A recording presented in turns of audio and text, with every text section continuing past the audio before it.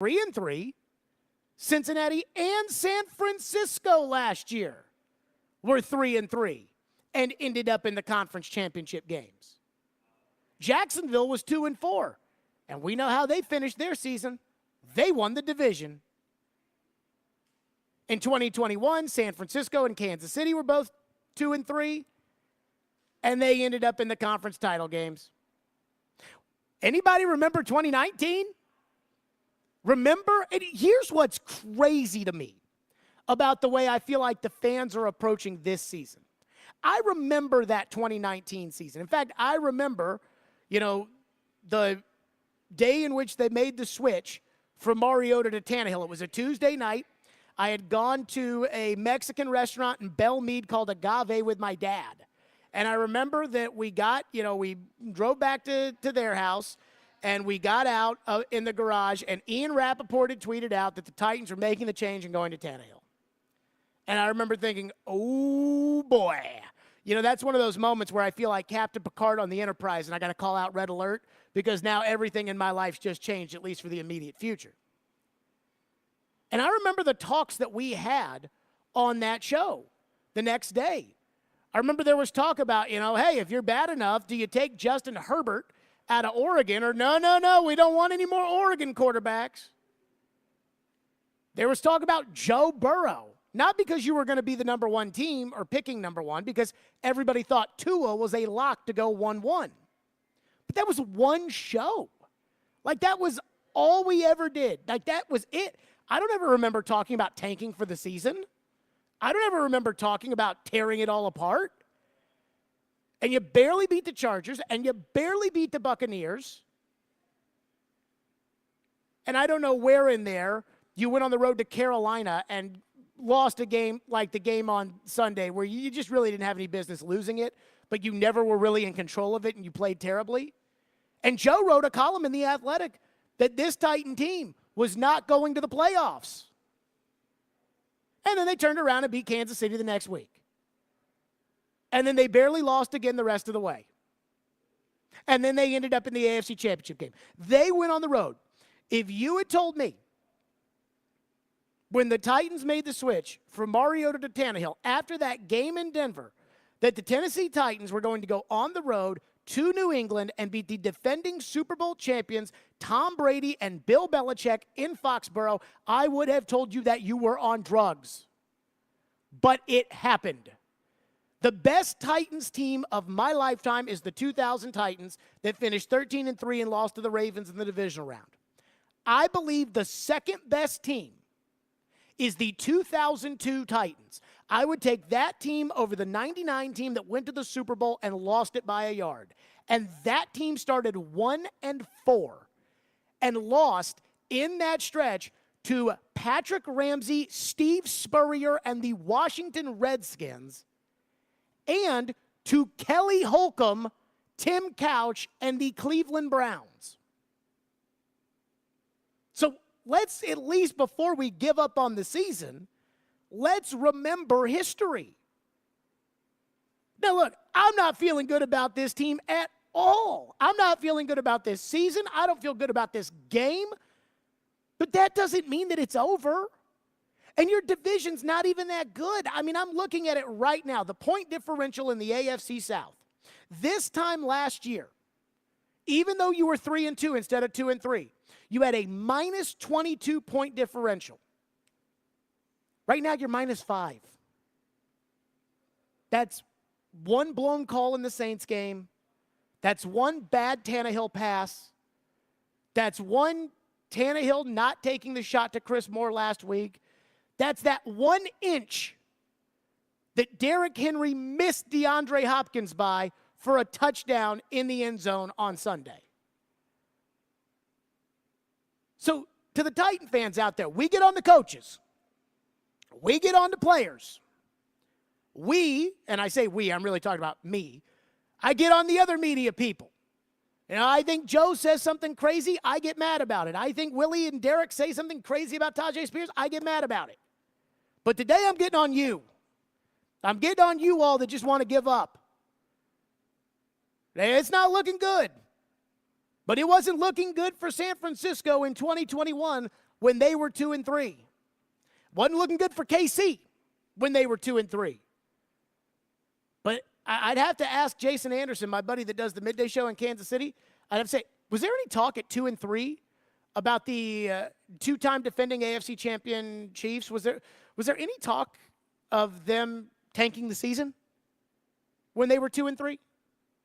And I'm going to guess the answer was no. 615-737-1025. You got a lot of phones on this. And so we will get to a lot of your phones. And we will do that next. 615-737-1025. We are live today at Bridgestone Arena. Again, the home opener tonight against the Seattle Kraken. That's right, here on the program. Hey, be sure to tune into 102.5, 106.3 The Game this Saturday for our college football game of the week presented by Twin Peaks. As Vanderbilt takes on Georgia at 11 a.m., pregame starts at 9:30. Take your tailgate to Twin Peaks for scenic views of all the hottest college football games across the country and home of 29-degree beer. All the big plays. Henry, touchdown Tennessee. All the big stories. I fully expected DeAndre Hopkins wanting a one-year deal. All in one place. We are Nashville's best sports talk. 102.5 and 106.3. Touchdown Tennessee. You're going to make a trade like this. Does he want to retire a Tennessee Titan? The doors on the board. Such superstar players. The Game and the Game Nashville app. Willie Donick here for Pella Windows and Doors of Nashville. The official brand perception report for doors and windows is in. Pella Windows and Doors are the leading brand among all others. A few reasons why. Pella is regarded as the highest quality, the most innovative, and the installers with Pella of Nashville lead the way for attention to detail. That's why Pella Windows and Doors of Nashville is one of Pella's top locations in the country. For new doors or windows, I suggest you choose the experts at Pella Windows and Doors of Nashville. Go to PellaNashville.com. Hey home buyers, TJ Anderson here with More Great Homes. Located just steps from the White Bridge Shopping and Dining District of Nashville's Hillwood neighborhood, 80 Brookwood Terrace offers 2 homes with over 4,300 square feet, 5 bedrooms, 4.5 baths, formal office, media room, a 2-car garage, and a 1-year builder warranty. Contact my team today at tjandersonhomes.com for more info. Want your home listing to be seen and heard by home buyers? Google TJ Anderson Homes and see why we are referred by clients so often. TJ Anderson Homes at Benchmark Realty, office number 615-432-2919. Houston Clinic Orthopedics wants to thank their patients for voting them the #1 orthopedic practice in the Nashville Scene Poll for 3 years in a row. Their physicians specialize in spine, joint replacement, knee, hip, upper extremity, and other orthopedic conditions. At Houston Clinic Orthopedics, they adhere to all CDC guidelines for the patient's and staff safety. To experience world-class orthopedic care and see a list of all physicians, visit their website at tn.houston.com and book your appointment online today. Your chance to get that rare, hard-to-find luxury pre-owned Rolex timepiece is happening at Genesis Diamonds. Friday and Saturday, October 20th and 21st, Genesis is hosting an epic pre-owned luxury Rolex featuring a stunning new selection of these hard-to-find watches. Hulks, Submariners, Daytonas, Pepsis, Batmans, all the hottest models that people wait years for. For this event, you can choose from 5 years financing or get a free pair of 2-carat lab-grown diamond earrings valued at $5,000. Imagine a luxury pre-owned ladies Rolex Datejust for just $199 a month, or a Sea Dweller or Submariner for just $299 a month. No waiting list, no games, just the watch you want at the great Genesis value price you deserve. Also for this event, our pre-owned Rolex buyers will be offering top dollar for your Rolex, so you can buy, sell, or trade. Come see the largest selection of luxury pre-owned Rolex watches in the state. Get the timepiece of your dreams and take advantage of our special financing. Friday and Saturday, October 20th and 21st only, and only at Genesis Diamonds, your home for luxury pre-owned Rolexes. Green Hills and Cool Springs. On approved credit while supplies last. See store for details.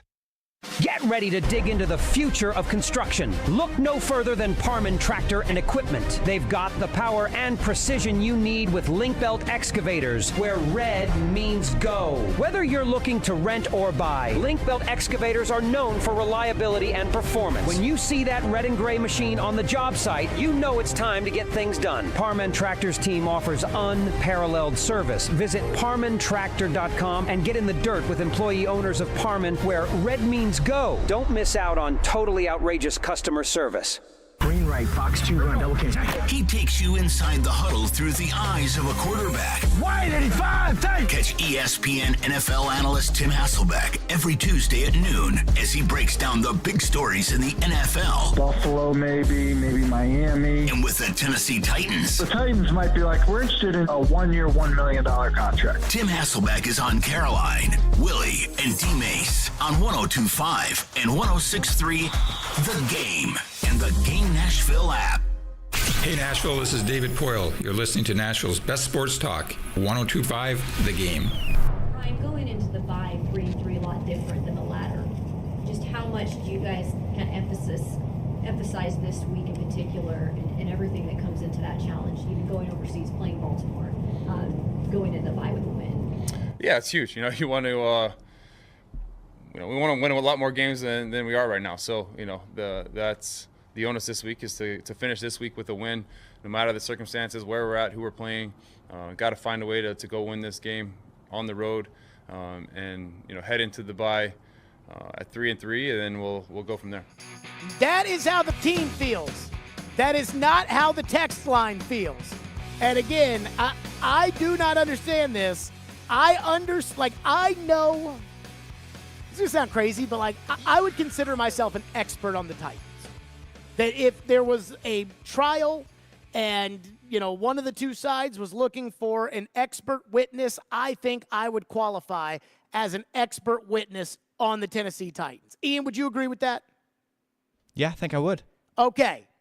So as somebody who feels like a self-appointed qualified expert of the Tennessee Titans, I can tell you that as much as they drive me crazy, and they drive me crazy too, the idea of just quitting on the season it has not even crossed my mind once. It doesn't make any sense to me other than just people that are like, well, if I don't think we're Kansas City, then I want to give up. But that's not really how the NFL works. Adam in Portland has absolutely come unglued in the text line. Our phone lines are driven by WilsonCountyHyundai.com. Adam from Portland says, I'm the biggest Titans fan you've ever seen.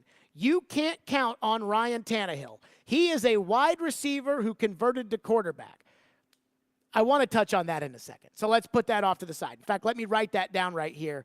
Tannehill conversion, because I'm going to touch on that in a second. He's a wide receiver who converted to quarterback. Let Willis quarterback 5 games. If they stink, play Levis the rest. If he's good, start him next year. If he's bad, draft a quarterback.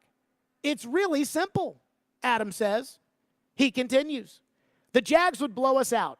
The Colts just beat us. The Texans would blow us out. What are you even talking about? You sound whack. Adam says, I assume you're calling me out for my comments to the morning crew, but it's honestly how I feel. Tannehill's not a good quarterback, and he can't be trusted. I did not hear what Adam from Portland said on the morning show today. If that's what sparked that whole discussion on Robbie and Rex Road, then maybe that's what it is. So let's hit on all the things that Adam just brought up. The first thing, Tannehill is a converted wide receiver who's playing quarterback. Ryan Tannehill was a quarterback drafted in the first round of the NFL draft and has been a starting quarterback in the NFL for a decade and has an over 500 winning percentage. I was thinking about this today. How many guys on the Titans are in starting roles that are backup players? That if you were to take them to market and you were to say, hey, who wants Daniel Brunskill to start on your offensive line? How many of the 32 teams would raise their hand? And I'm not sure there's that many. He wasn't even a starter on his own team. I don't think that Chris Hubbard's a starting caliber player. I don't think Aaron Brewer's a starting caliber player. I don't think Andre Dillard is a starting caliber player. I don't think Chigakonkwo is a starting caliber player. I don't think Azeez Al-Shaair is a starting caliber player. I don't think Jack Gibbons is a starting caliber player. You got a lot of guys in your lineup that aren't starting caliber players. Ryan Tannehill is a starting caliber quarterback. Ryan Tannehill has been a starting quarterback his entire career. Outside of, 6 games where the league thought he was a backup and then he came in and won comeback player of the year? Ryan Tannehill is a starting quarterback. And the people that are just like, hey, well, let's just play Willis. Malik Willis is not a starting caliber quarterback. The second thing, the converted wide receiver thing. How long does it go for Tannehill? Like, how long does he have to play quarterback in the NFL before people stop talking about that? Because he's never played wide receiver in the NFL. And he's been in the NFL since 2012. You know what's crazy about Tannehill as he entered the NFL that is more eye-opening to me than the idea that Tannehill started off as a wide receiver who converted to quarterback at college, is that when he got to the NFL, he knew absolutely nothing about the NFL. If you go back and you watch Hard Knocks, Matt Moore, who was the backup quarterback in Miami, but I guess kind of the de facto starter, the veteran in the room, was sitting there with Tannehill, and he was like, okay, who is in the NFC North? And Tannehill was like, oh, dude, I have no idea. The Giants?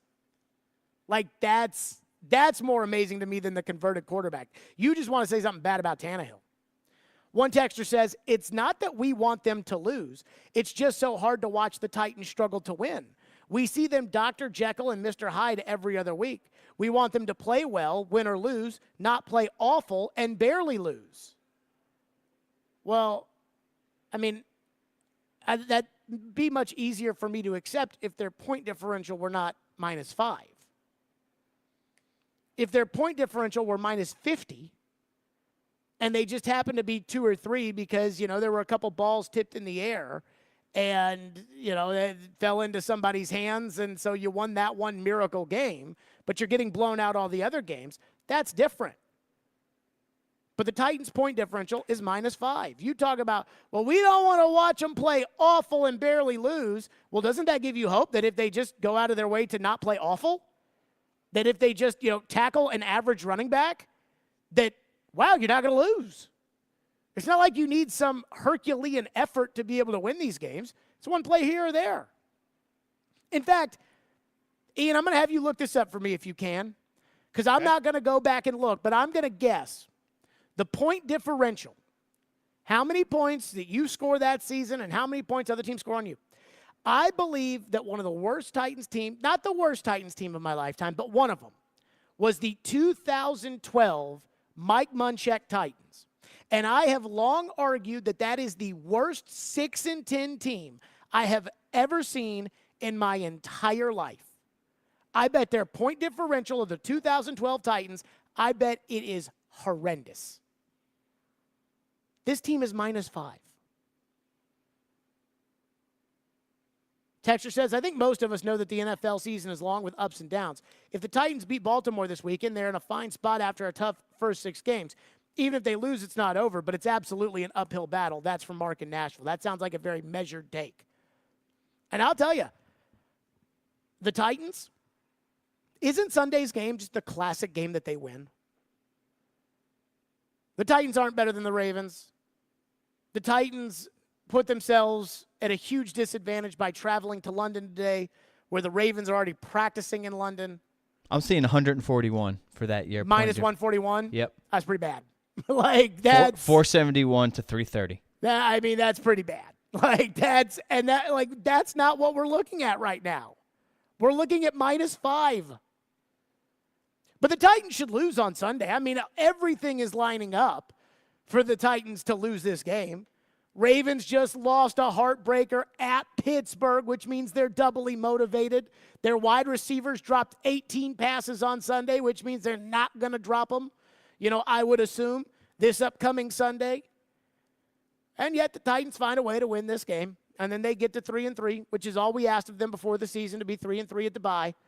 Even though it's shockingly, the 3-3 that we weren't expecting coming into the year. We weren't expecting to beat Baltimore and Cincinnati if they were going to be 3-3. But this just kind of feels like the kind of game that they find a way to win. I'm not counting on it by any means that the Titans are going to find a way to win this game. But as far as we're just so frustrated of watching them play awful and then watching them lose. And it's like, well, but they're playing awful and they're barely losing these games. Could you just imagine if they just tune it up a little bit? And this coach is supposed to be so good. I listened to Robbie and Rexroad and Paul, and I mean, this coach is supposed to be so good. He should be the one to be able to do that. Giving up on the season. Texter says, Jared, I'm all for being positive about the team I love, but this is not a good team. They are a 500 team. The offensive line sucks, Jared. If the Titans can trade Tannehill, Henry, and Byard for whatever third and fourth round picks they can get, it'll be beneficial. Rand is supposed to be good in the late rounds. Let's build for next year. When did Rand Carthon become a guru in the late rounds of the draft? Did I miss something? I mean, to me, the jury is very much out on Rand Carthon's ability to scout talent. Very much out. How's Jalen Duncan doing right now? So let's not get too ahead of ourselves there. But here's my point about the whole, hey, let's just trade him and see whatever we can get and go from there. If you had done that in 2019, if you had traded Jack Conklin, if you had traded Derrick Henry, if you had traded Marcus Mariota, if you had traded Logan Ryan, if you had traded, you would have punted that entire possibility that you had. Now, you're going to come back to me and say, well, they lost to Kansas City and Mahomes anyways. But they were up 17-7. At that point, you're one play away. At 17-7, when they threw the touchdown pass to Dennis Kelly in the end zone, I turned, in Kansas City, the press box was packed, as you could imagine, for an AFC Championship game. And so they gave us all seats like in the back so we could watch the game on TV in the press box and not, on the field. So we weren't having that. So Floyd took, had a seat somewhere on the top row. Chase had a seat somewhere, and I didn't have a seat. And so I am hovering above Corey Curtis's right shoulder. And, I mean, it's hard enough for me to watch a game in the press box. You can't cheer in the press box. But for me, you can't yell at the players and stuff as I do on TV or at the game or whatever. You can't do that in the press box. So I'm sitting there like hovering above Corey Curtis's shoulder. And I'm basically, every play of this AFC Championship game, I'm sitting there just, cursing left and right, basically into Corey's right ear. I mean, I feel bad for Corey. So he's probably listening right now. So I just want to apologize, for that AFC Championship game where I was cursing in his ear. Long story short, about, again, at 17-7, they throw the ball to Dennis Kelly for a touchdown. And Floyd, I look at Floyd, my tongue is out because for the first time I'm like, oh my God, the Titans might go to the Super Bowl. And Floyd looks at me and he goes, silent. And he just points at the stadium. And you just look down below because the Arrowhead press box, you're up there with Jesus. And so I look down and I just see like there's no movement in the crowd. It's like a funeral. And I thought to myself, one play away. Like if they can get one more touchdown, right? Mahomes drops back. He's getting ready to throw. He gets it. Ball comes out. You get it. Now you're at the 18-yard line. One more, and you're going to the Super Bowl. And I know they didn't get it. But my whole point is, you want to give up that opportunity? Like right now, you just want to say, no chance. No way, no how. For all you people out there that are complaining about how the Titans might be a 500 team, they were 9-7 that year. So if we're going to do this, I think we have to just be at least a little bit logical.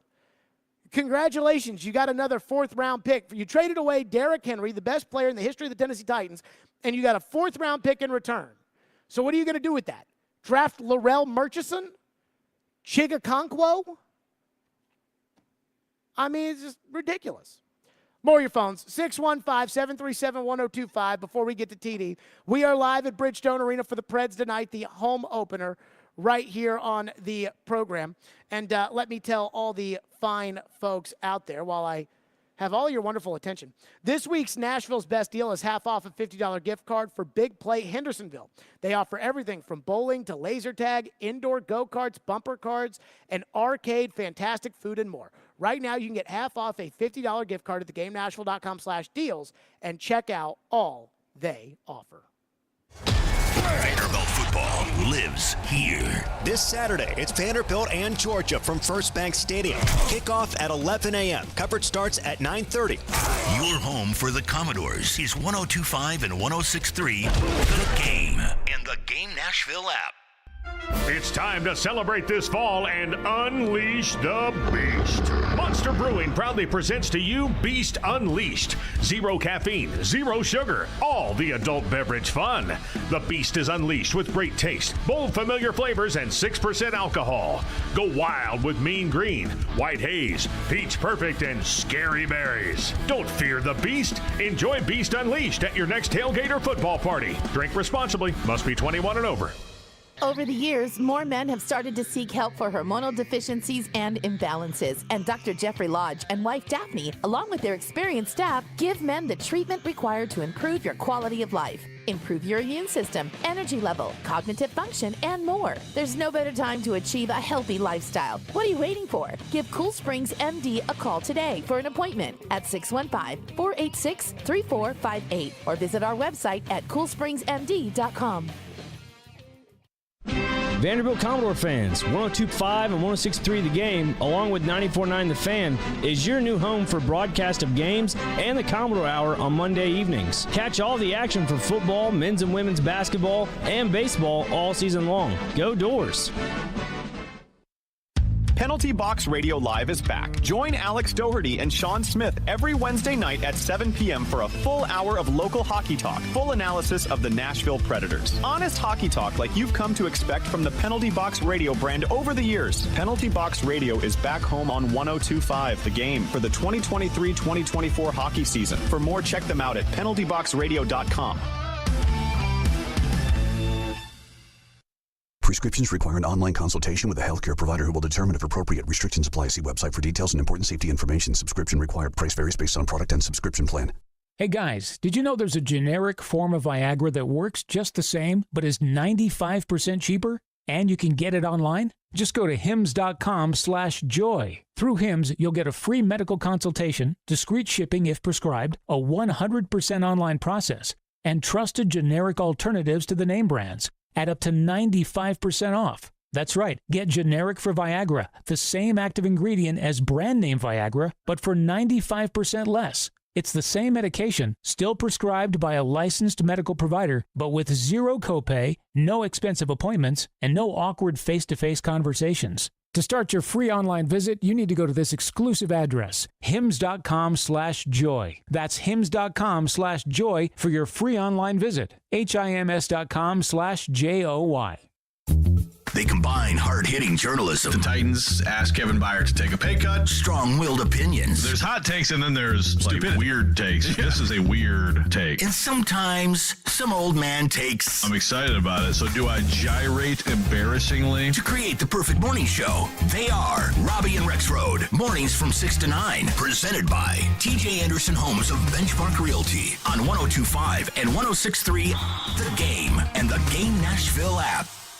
Strong opinions and a strong personality on your drive home. This is Stillman and Company on 102.5 and 106.3 The Game and the Game Nashville app. Around the ball, how do you view that in terms of maybe an opportunity for the D-line, the front seven, to kind of respond coming off the knee? Yeah, well, we're all responsible. It'll be more than just the front seven. We'll all be responsible, and corners will have to tackle and safeties will have to tackle and fit, especially when the quarterback has the football. So it is a great challenge. They don't just run it with the quarterback. Edwards is a tough physical runner. Hill is a great change of pace back, and then whoever else they activate between Drake or Gordon. But those guys have been doing a nice job. And then when the quarterback has his opportunities, he's making the most of them. So it is a great challenge. It's a multiple run scheme, not just, inside, outside zone. They have gap schemes and pull guys and, the quarterback read stuff. So they've always done a nice job, and that's something that they've been able to do. There you go. That was Vrabel talking about the run. By the way, Jeffrey Simmons, Ian, if you can get that Jeffrey Simmons cut from that John Glennon put out there yesterday, Simmons, as close, I think, as you will see a Titan player to throwing other players under the bus. Now, he didn't name anybody or didn't point any fingers, but, I mean, if you – Vrabel asked about the front seven and how, well, it's all of our job to stop the run. Listen to Simmons when he was asked about how the Titans didn't stop the run on Sunday. If he was there, it would have been a big deal. Like I said, you go back and look at the tape. Like I said, we moved on, but you go back and look at the tape, it wasn't some guys just knocking us off the ball. It was guys not doing their job, and that's, we maybe come out the ball and we shed too early. We playing peekaboo. I think that's what hurt us the most, not just, who wasn't out there. I think it was more of a Titans versus Titans, us getting out all gaps and the running back being so patient. And, he hit them holes pretty hard once we did get out our gaps, and I think that was the main thing. I don't think it was just because a certain guy went out there. So. I mean, he basically said we didn't do our jobs, and saying certain guys didn't do their jobs. And after watching the tape, I understand why Simmons feels that way from this standpoint. Everybody after the game wondered where's Simmons.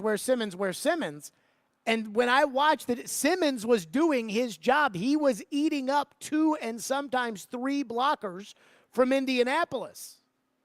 So he's looking at the other guy saying, wait a minute, I'm eating up these blockers. That means you guys should be tackling the running back. Texter says, Jared, where is the hope coming from? The Titans are 2-10 in their last 12 games. Again, my hope isn't like this irrational, just bobo, rah-rah, go team, go hope of, hey, I know they're 2-3 right now, but they're going to be 14-3 this year because Vrabel's the man, and that's not it. My thought is this. You have a point differential of -5. That is one play. One play. 1 4th and 1. 1 DeAndre Hopkins touchdown. 1 Tannehill in the Saints game. It's a one play. And you've got a veteran team, and you're playing a lot of young quarterbacks the rest of the way. Now, if the defense is not going to improve at all, then you're right. You're not going to win. But I got a feeling that the defense is going to improve because there's no way it can be as bad as it was on Saturday or Sunday, and that that's going to be the expectation for this team. But again, my hope is not to go. My hope in the NFL is to let it ride and see if you can make the playoffs, and then see if you can get the right breaks at the right time, or if you can get hot at the right time, or you can get the right group at the right. That's what I'm looking for. Again, people try to equate the Titans and the Predators, and they say, well, you were yelling and screaming for forever that just making the playoffs wouldn't be good enough for the Predators, and that, the anything can happen in the Predators is not actually accurate, and that's not. If the Predators only had to win 4 games in order to win the Cup, with your goalie, you could win 4 games. But you could, in theory, make it in as the last team into the Western Conference playoffs, beat Vegas. You can beat Seattle tonight. Seattle went to the Western Conference final. Beat Vegas. Then you turn around and you go on the road and you play who? Minnesota? Seattle? You beat them. Then you turn around and you play Dallas. And then you play Toronto. Boston. Florida. You can, sure. You can win those 4 games. Saros can do that for you. I wouldn't pick him to do it, but he absolutely could do it. I'm not even picking the Braves to win these 2 games against the Phillies, but I know the Braves can win 2 games against the Phillies. There's a difference here. And in the NFL, again, the teams that are hot in September and October, in 2019, you had the exact same problems, and you had a quarterback issue. And I think the Patriots were undefeated at that point, and they were the defending Super Bowl champions, and you ended up going on the road and beating them in the playoffs. Are there problems with this football team? Hell yes, there are problems with this football team. This one texter says, don't hate on Rand Carthon. He was in charge of the Niners' late rounders, and he was a big part of drafting Brock Purdy. That's what that texter means. Hold on. Are we really giving Rand Carthon credit for Brock Purdy? Ian, are we willing to give Rand Carthon credit for Brock Purdy? No, we cannot do that. I mean, that is just ridiculous. Do you know how many layers there are before you get to Rand Carthon when it comes to Brock Purdy? There's the area scout. So, like, the guy that scouts Iowa State, there's that guy. Then there's the quarterback coach, Brian Griese. Then there's the offensive guru coach, who is the quarterback whisperer in Kyle Shanahan. They also have a GM. They also have Adam Peters there, who is like the next great GM, supposedly. And then you get to Rand Carthon.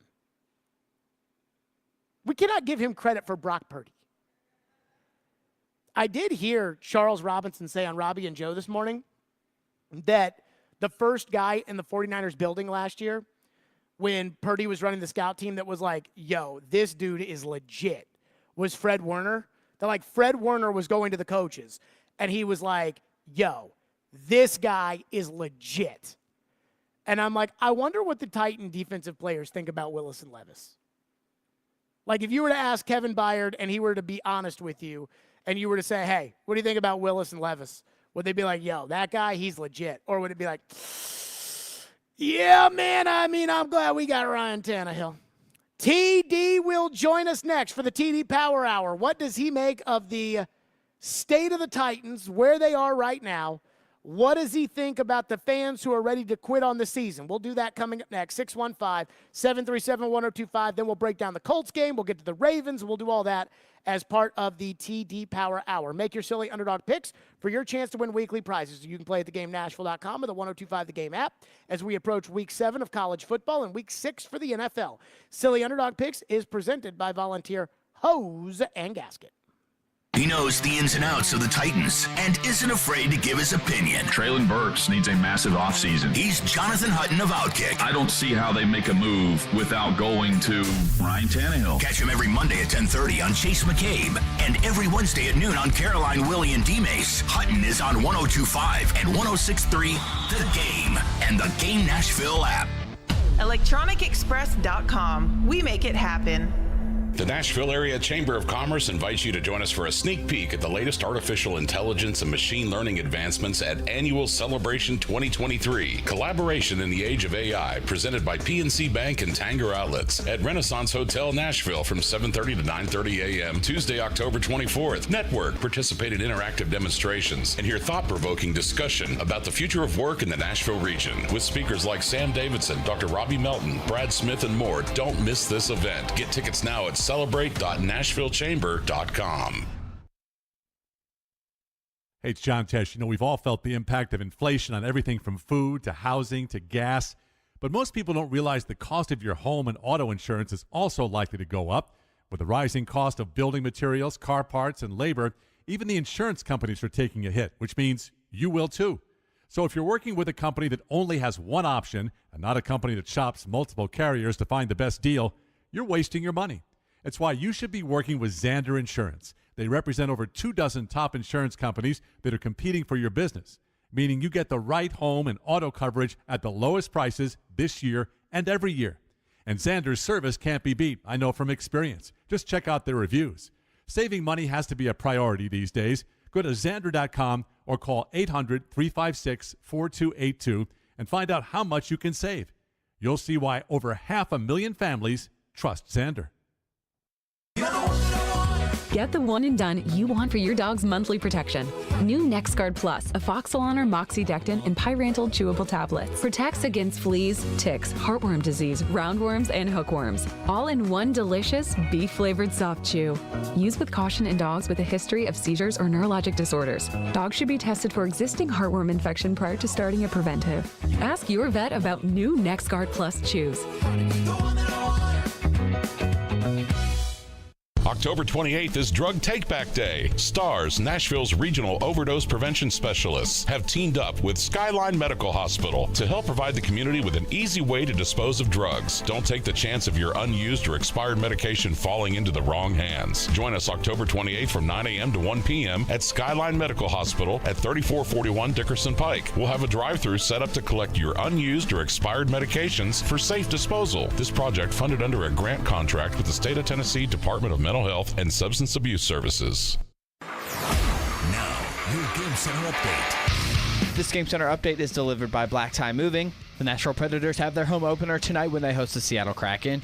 New Preds head coach Andrew Burnett talked today about making his official home debut behind the bench. You know, it could be a little emotional, but it's exciting. It's this place is obviously something special to me, but it's when it gets going, it's one of the loudest rinks in the league, and as an opposing team, it's never fun. So hopefully we get them something to be excited about early here and get off to a little better start than we did in Tampa. Puck drop for Preds versus Kraken is set for 7 with pregame at 6 right here on your home of Smashville, 102.5, 106.3 The Game. The Tennessee Titans wrapped up practice today as they are headed to London to take on the Ravens this weekend. Wide receiver Traylon Burks, linebacker Luke Gifford, and defensive back Elijah Molden have all been ruled out for the game and won't make the trip. Titans versus Ravens is set for 8:30 a.m. on Sunday. And in the Major League Baseball playoffs, the Atlanta Braves are looking to stay alive versus the Phillies in Game 4. You can catch the action starting at 5 o'clock on 94.9 The Fan. This Game Center update delivered by Black Tie Moving. Use the promo code GAME to score 10% off your next move.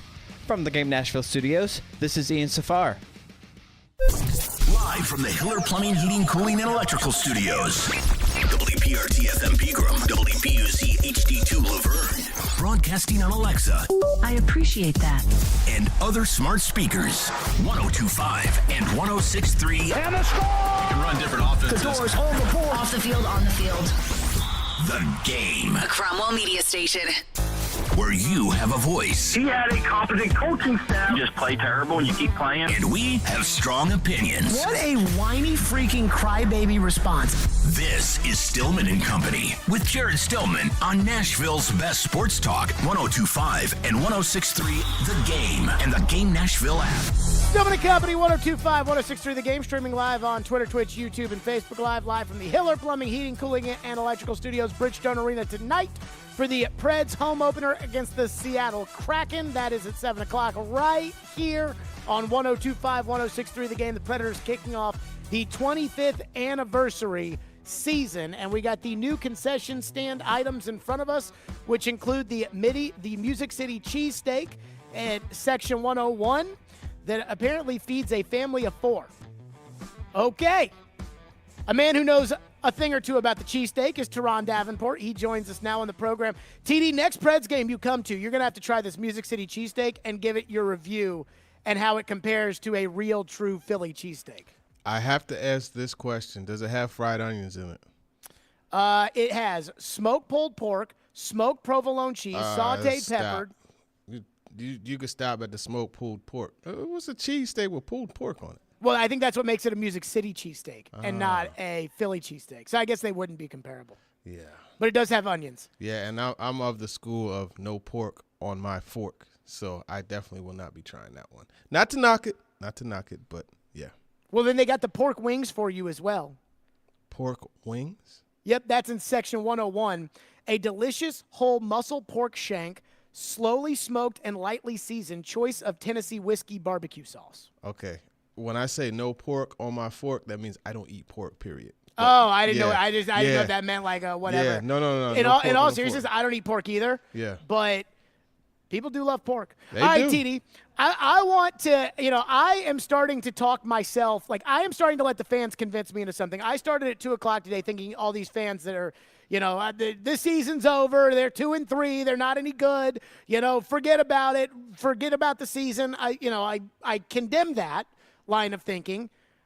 But I also do look at the Titans, and I certainly don't see a Super Bowl contender. So what do you make of, kind of the anger about the current state of the team? Yeah, I think this is a team that's really trying to recoup their identity. That's the main thing. Whereas before, you always knew, okay, look, that team, you're not going to run the football on them. You're not going to push them around. But we've seen that happen in two of the the 5 games, whereas you saw the Colts run the football. I'm not going to say they pushed them around. They were able to sustain their blocks, and the patience of Zach Moss allowed things to open up. But then you look at Cleveland, that's a game where they got pushed around. So you look at their 2 of their 3 losses. These are games in which their typical identity was abandoned. So I think that's really the key thing that you have to hone in on. It's still early. They're 2-3. Like Kevin Byard said the other day, 2019 they were 2-4. I went to the AFC Championship game. I don't think it's time to throw the towel in or anything like that, but they need to get running soon and recover that identity that typically wins games for them. You know, I think that's a great point you made, because one of my big takeaways from the Colts game was that, and I think that we can apply this even to some of the other games outside of the Cincinnati game, is, you know, every time the Titans get ready to play anybody, the national broadcasters always say, well, you know, when you play a Mike Vrabel team, it's going to be a tough, hard-nosed, physical dogfight. Exactly. And this team really hasn't been playing that way. Yeah, it hasn't been the same. I think the Chargers game was a good example of them playing well and somewhat to that identity. But you're right, it hasn't consistently been something that you see.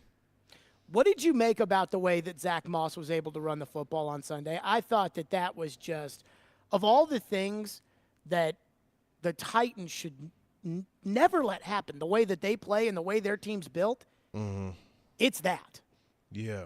Yeah, it's tough because I'm not going to say it was 100% of it or even 70% of it, but not having Tier Tart there in the middle, he's a guy, he uses that swim move, he gets in the backfield, and oftentimes if he doesn't make the tackle for a loss, he's causing the running back to redirect. And so you can't be patient when you have somebody right there in the backfield, right? So I think that's a thing that they missed against the Colts. Then you look at the 56-yard run. Kevin Byard, his assignment, like, he has to go with Anthony Richardson. And that's what he's going to have to do this week against Lamar Jackson. Whereas when you have that read option type of look, and especially you look at what Lamar Jackson does, like, he sprints out of there every time, so you don't know if he has the ball or not. And Byard, that is, had to be on Richardson there, and that opened up an opportunity, I'm not going to say opened up an opportunity, but that took away the last line of defense. And that's why Zach Moss bumped his head on the goalpost with the run like that. So there's a lot that factored into that game, and there's things that they're going to have to try to shore up. And the linebackers getting blocked by the guards too. That was a bad look. It wasn't a good game for Azeez Al-Shaair or Jack Gibbons. You know, when I watch a tape, you know, with Azeez Al-Shaair, I felt like he was a day late and $1 short to almost everything. And I don't want to say that because that's what it was Sunday, that's what he is, or that's what he's been this season, because I don't know that, you know, as compared to just the one game where I really watched the defensive tape the way that I did. And when it comes to Azeez, I remember the guy in training camp that was flying all over the place. I mean, Azeez was in the backfield. Azeez was getting his hand on the football, and it was getting popped in the air, and it was intercepted. And now I'm watching Azeez against the Colts, and it's like, you know, he's trying to body check guys instead of tackle them, and he's, you know, getting knocked over, and he's late to the hole. The Minshew failed tackle. Yeah, I mean, what's up with Azeez? Because he's a big part of this defense. Yeah, I think Azeez is Al-Shaair. I think he's still a solid player. I'm not going to allow that Colts game to make that change. In my opinion, it was a bad game. I think that's really the bottom line. And sometimes, and this is something that a lot of your analytics and, you know, those folks, they disqualify momentum. You know, and it's just like anything. Like, we could do this show together, right? And our first segment is fire. The rest of the show is probably going to be fire because we're going to ride that momentum. It's no different than in that game, right? He got blocked up. It led to a touchdown. And he didn't get blocked up by Quentin Nelson, right? That's Quentin Nelson was on Gibbons. You know what I mean? So things can spiral for you. It's human nature where you allow momentum to work in a positive or negative. I think that's basically what happened. The other thing, too, to your point about the momentum, I think that the Christian Fulton penalties Like, I can't see it, but I can almost feel like the defense, just like a collective head drops when they have a 2nd and 13 or a 3rd and 19 or a 2nd and 26, like they did in the Browns game, where it's like they feel like they've got the defense in a good spot, and then all of a sudden, whether it's a bad call or whether it's, Fulton knocking the guy, whatever it may be, like I do feel like that just takes the wind completely out of the sails, and it did allow the Colts then to kind of push the Titans downhill a little bit. Yeah, you look at the 3rd and 12, right? That was a situation in the fourth quarter where they needed that stop, and he got the call. And it's unfortunate because I will say this, he's very, very capable. So when you see that play out there, you're like, I know he could play better. What's going on? I think in his case, it would be good to give him opportunities to press a little bit more. Like I would do those type of things that would allow him to get back into his element and get that confidence back. He's one of those guys, he has to have his hands on a receiver. Do you get the sense that the Titans may be benching him or no? I don't think so. I don't think so because Mike Vrabel, he has said that, things that he's seeing are definitely correctable. He did say that he didn't want to, at this point in the season, be talking about getting caught with your eyes in the backfield and sitting on the sticks, etc. But he did say those things are correctable. So I think that being the case. And then also Shane Bowen today when he spoke about just relying on your technique. And that's the one thing as an athlete, if you always just resort back to your technique, typically you're going to be in a good situation to do what you have to do. So one thing I do want your opinion on, and this is, I don't work for the team, you don't work for the team. It's going to sound like it's making excuses for the team, and I'm not doing that. But listening to the radio broadcast at the very beginning of the game, Mike Keith told Dave McGinnis that this Brad Rodgers crew that the Titans had on Sunday against the Colts was like the number one referee crew for holding in the NFL.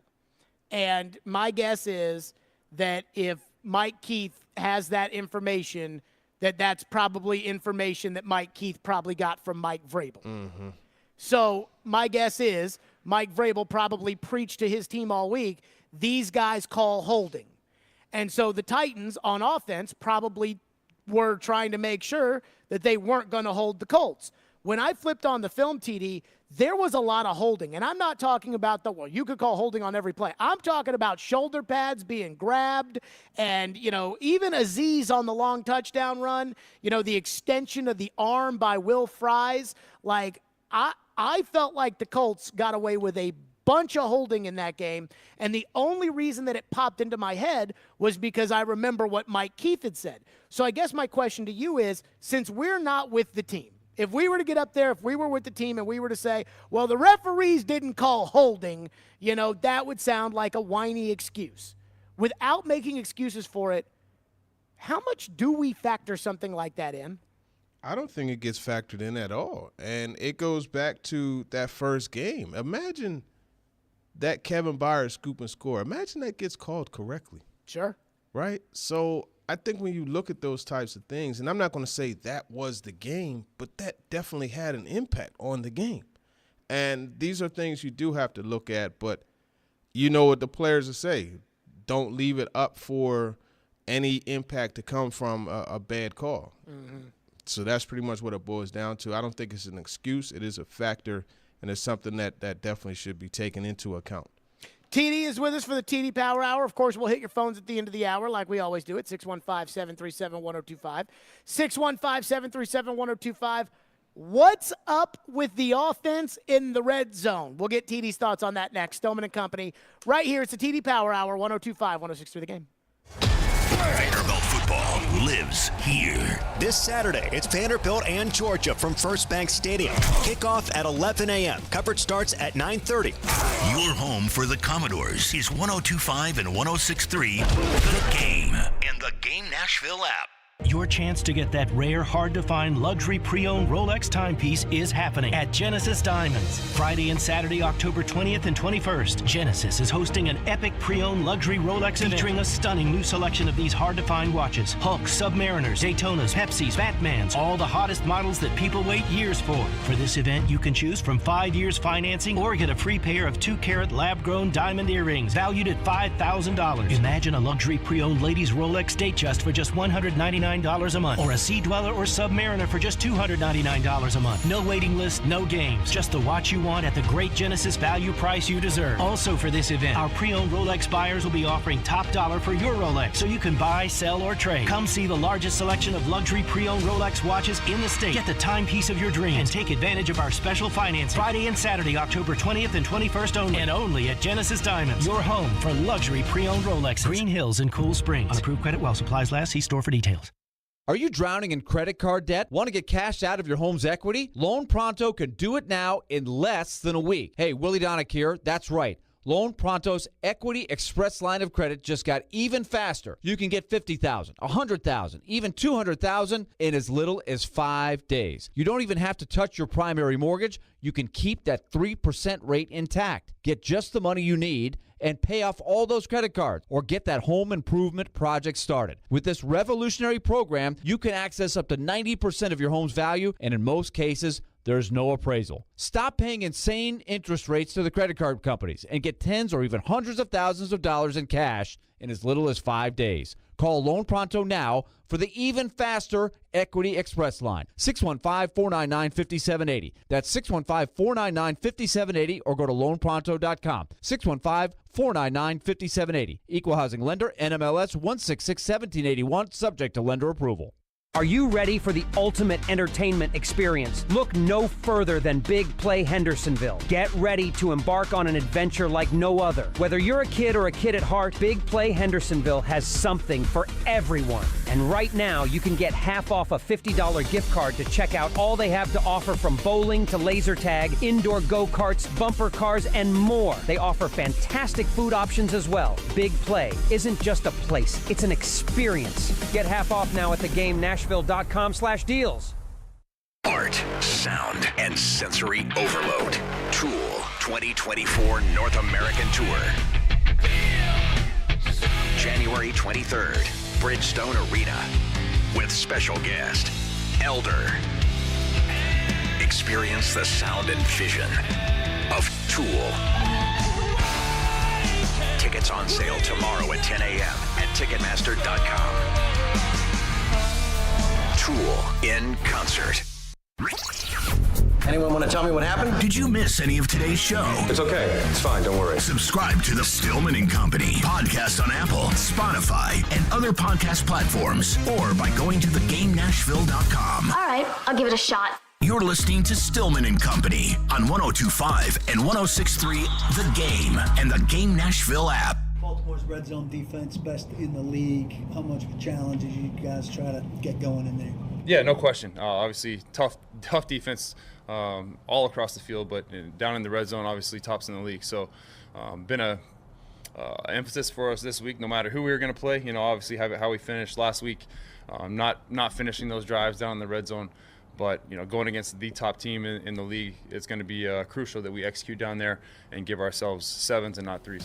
There you go. That was Tannehill talking about the red zone. TD, what do you make of the Titans' red zone struggles? I've got my theories on this, but I'm gonna start with you. You're the expert here. What do you make of the Titans' red zone struggles so far, and how and where it can improve? Well, obviously it starts with Ryan Tannehill, and I think one of the things that he needs to do more of is use his legs. You talk to the Titans defenders about the Ravens and their red zone. By the way, they're at 72%, third in the NFL.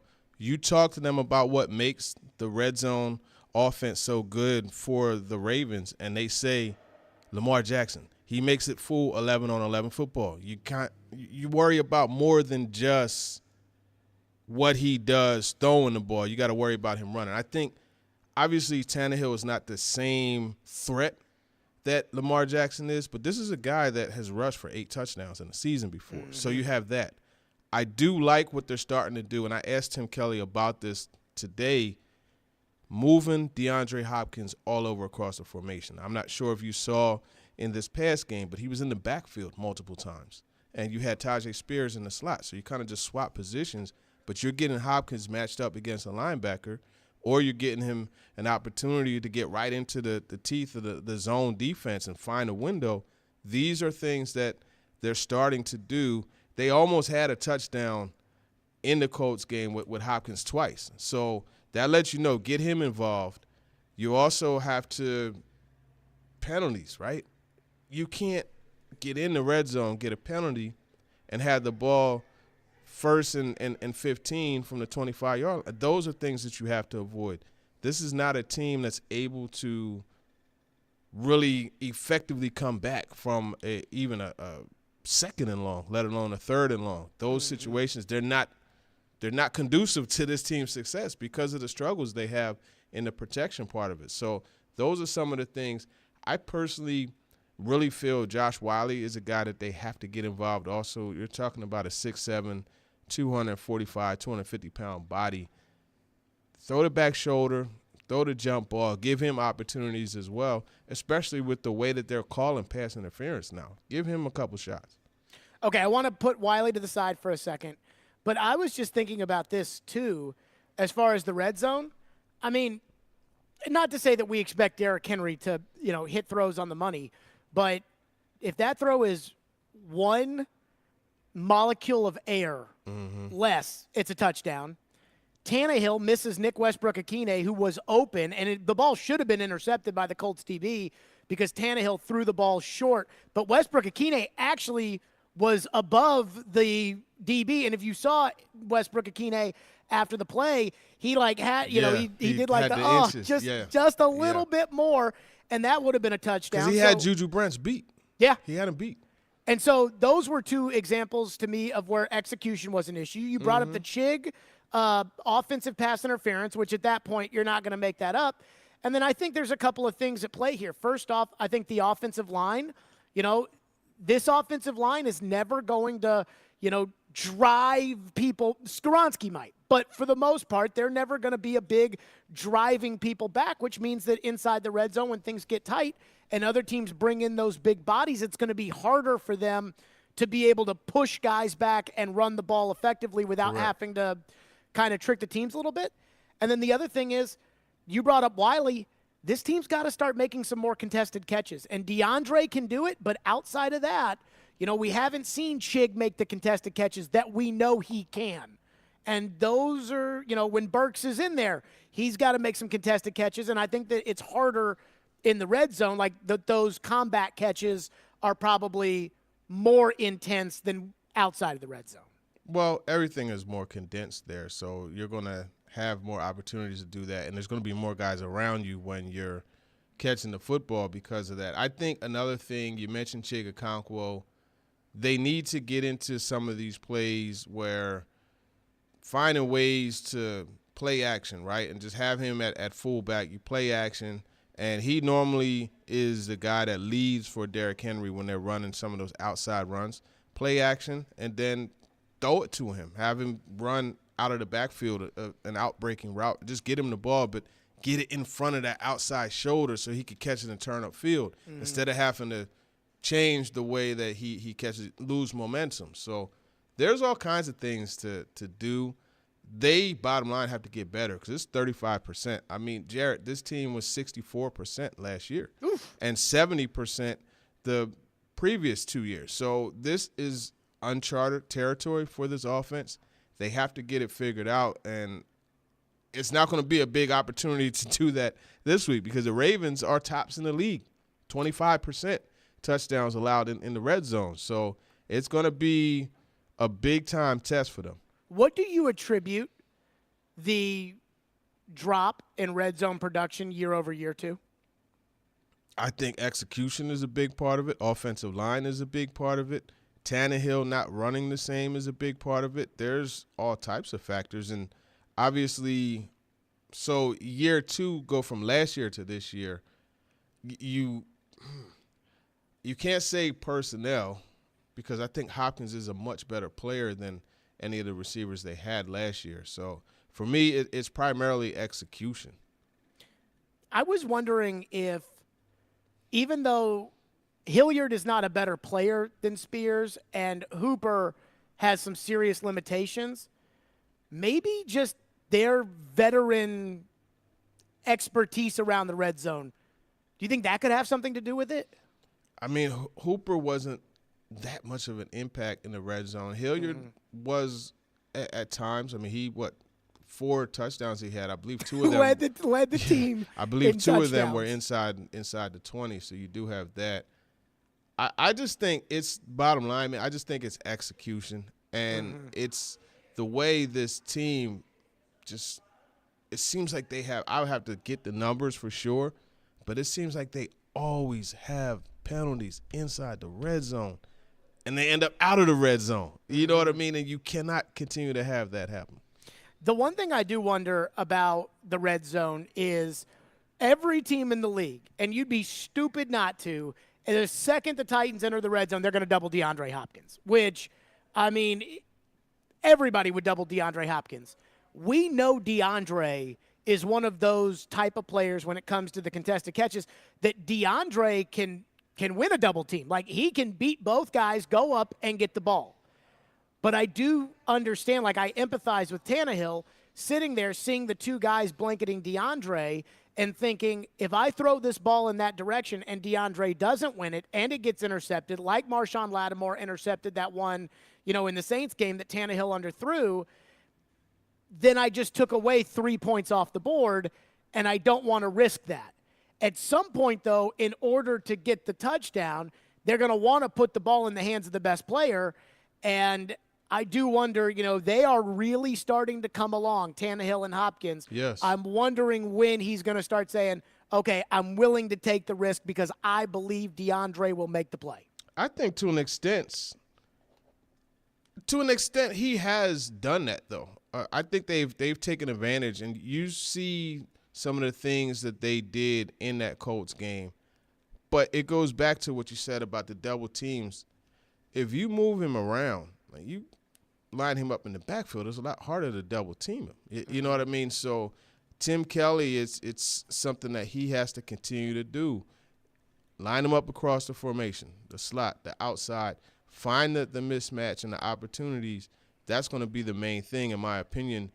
But it's not just Hopkins, right? You see Nick Westbrook and Kenny. He has the 2 receiving touchdowns this team has. You know what I mean? So you have to find ways to continue to get him involved also, because so much attention will be shifted over to Hopkins.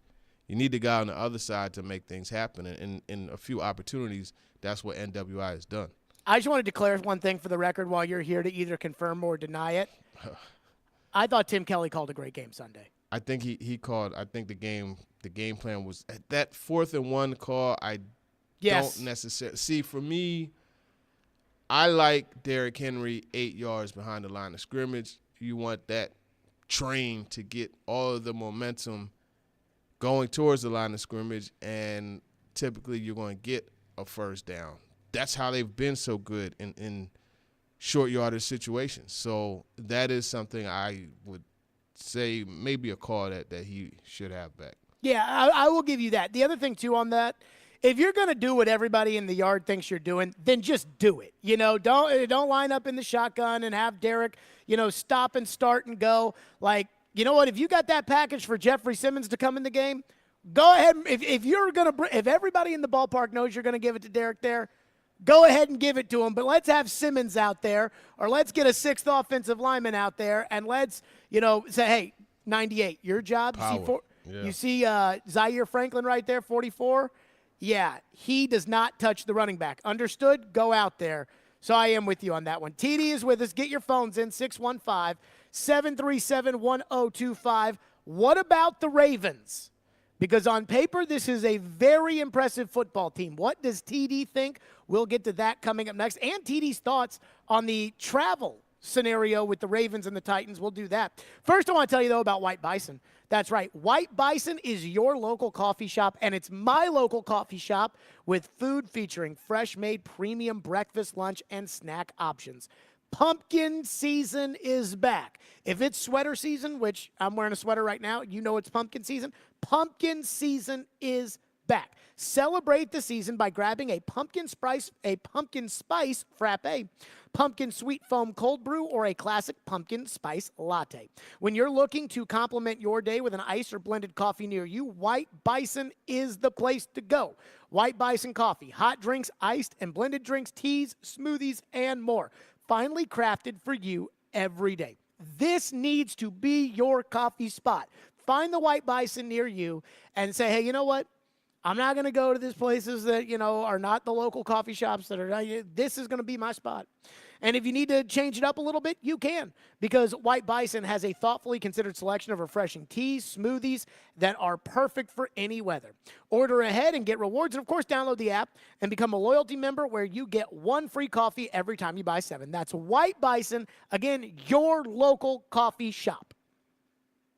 Every day we are live and local. You need to give Ryan Tannehill a 2-year extension. There haven't been too many coaching changes for the Predators. And your source for Nashville sports. I think that's what the Titans need. Players who can score. We are Nashville's best sports talk. 102.5 and 106.3 The Game and the Game Nashville app.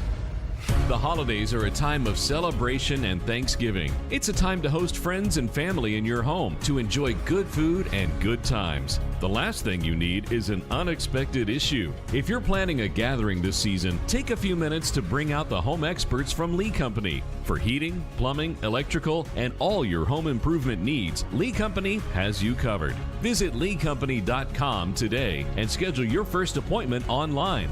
Lee Company, all you need. Predators fans, Brewhouse South in Cool Springs, Brewhouse Highway 100 in Bellevue, and Brewhouse West on Charlotte Avenue is your home for hockey action all season long. They are Predators approved and all the games are on, and they'll even give you the sound. Get awesome game day drink specials on Blue Note Bourbon and Black Abbey Beer.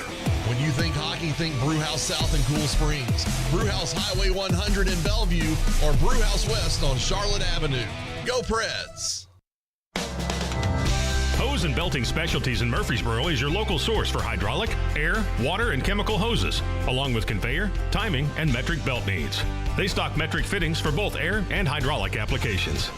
Hose and Belting Specialties stocks Parker hydraulic hoses and fittings, Goodyear Conti-Tech industrial hoses, and V-belts, just to name a few of their lines. For any of your industrial needs, call 615-895-HOSE, 615-895-HOSE. Actor Portrayal, based on a real patient experience. I'm Mike. I'm a husband, proud father of 2, work my butt off 6 days a week, some nights too. When my family or my company needs me to make it happen, I make it happen. But a few months ago, I started having trouble making it happen, in the bedroom. I tried some pills online, but they didn't work. Honestly, I thought about throwing in the towel on my sex life, but I'm not that old. I still want to enjoy intimacy with my wife. Like that poet said, I don't want to just go gently into that good night. So I went to the Tennessee Men's Clinic in Franklin. Got some lab work done, was prescribed some meds, and wow, it made it happen. I can't say enough about them. Their providers took care of me, followed up, and made sure I had a treatment plan that actually works. It's awesome. If I were you, and you're like me, I'd give them a call today, 615-208-9090, or go to TennesseeMen'sClinic.com. If you're like most guys, they'll make it happen for you too. Visit our website to learn more, including side effects. Treatments extra. Results vary. Green Trees Company Dispensary and 102.5 The Game want to send you to see Kiss at Bridgestone Arena October 23rd. Keep listening to Nashville's best sports talk for your chance to win tickets to see Kiss on their End of the Road tour, courtesy of Green Trees Company Dispensary. Whether it's college football, Players might end up not going to Alabama or Georgia. or the NFL, I think that this team wins the AFC South. Trevor knows. Join ESPN's Trevor Maddich every Tuesday at 4:30 on Stillman and Company as he gives his opinions on the latest from the gridiron. I'm going to the team where I can get a ring. Trevor Maddich brought to you by Houston Clinic Orthopedics, where experience matters, on 102.5 and 106.3 The Game and the Game Nashville app. Hey Nashville, this is Rick Stockstill, and you're listening to Nashville's best sports talk, 102.5 The Game. I've been played against several times over the years, and we noticed development in his game, and certainly this year with a new OC as well. Well, you just see such a calm, confident, relaxed player. I mean, not to say that he's completed every pass that he's thrown, but he doesn't look rushed or hurried in the pocket. I think that he's kind of staying in there a little bit. Even you just look at Pittsburgh, for example. They brought a blitz zero, didn't necessarily complete it, but he didn't panic and fly out of there. He kind of stood in there and try to deliver the pass. I do see a comfortable player who is still talented wherever he has the football. That was Mike Vrabel talking about Lamar Jackson, the TD Power Hour. Teron Davenport is with us. TD, your thoughts on the Ravens on Sunday? I think it's a very dangerous team starting with the quarterback. If those receivers can haul in the passes, and if, in Odell Beckham Jr.'s case, he's healthy to play. But you look at Aguilar, you look at Zay Flowers, you look at Rashad Bateman, there's really good route running. These are guys who have plenty of speed, so that's intriguing. There will be opportunities, especially along the interior, for Jeffrey Simmons to do what he has to do and get to the quarterback. I feel defensively, you look at what they do. Roquan Smith just sideline to sideline. That's why the red zone defense is so good. It's with him because it's so hard to outrun him, to get to the outside. So you have that. You have the secondary, which is solid. Man, Kyle Hamilton is a guy, you're talking 6'4", 215, 220 pounds, ball skills, comes down and makes plays against the run. It's going to be fun watching him as well. Those collisions between he and Derrick Henry will be a thing to watch. Up front, they're solid, but I don't think that they're as good as they've been in the past. But they still have some guys. You look at Justin Moidabike, I can never pronounce his name. Moidabike, I believe is how you pronounce it. He's a guy that made some plays last week. So they have their roster is pretty well stocked. They're a very good team. Here's the question that I have. How do they move the ball on this defense? Yeah, good question. I think they do go for explosives, man. That's one thing that you're going to have to do is find those plays down the field if you're the Ravens offense. But then it's also Lamar Jackson running the pass. And there was a play in the Steelers game last week where he scrambled to his left and he started to take off, but then he stopped because he saw Zay Flowers go from right to left and come into his vision. And he said, you know what, I'm going to get him the football, let him take the hit, let him make the play. And it was like an 18 to 20-yard gain. And those are examples of Jackson's progression as a quarterback, as a passer. And if he gets that more consistent, man, watch out. So that's probably how they move the ball. But they can run the ball too. You got, Justice Hill, who is very elusive, and he's a guy that will make most defenders miss. And Gus Edwards is a big north and south type of back. They'll run him on those dives and things like that. He's not as fast as Zach Moss or explosive as him, but he's still someone that you could bang it between the tackles. The Ravens have the second-ranked defense in the NFL, and they're second in scoring defense. We saw what happened when the Titans went up against an elite defense earlier this year in Cleveland.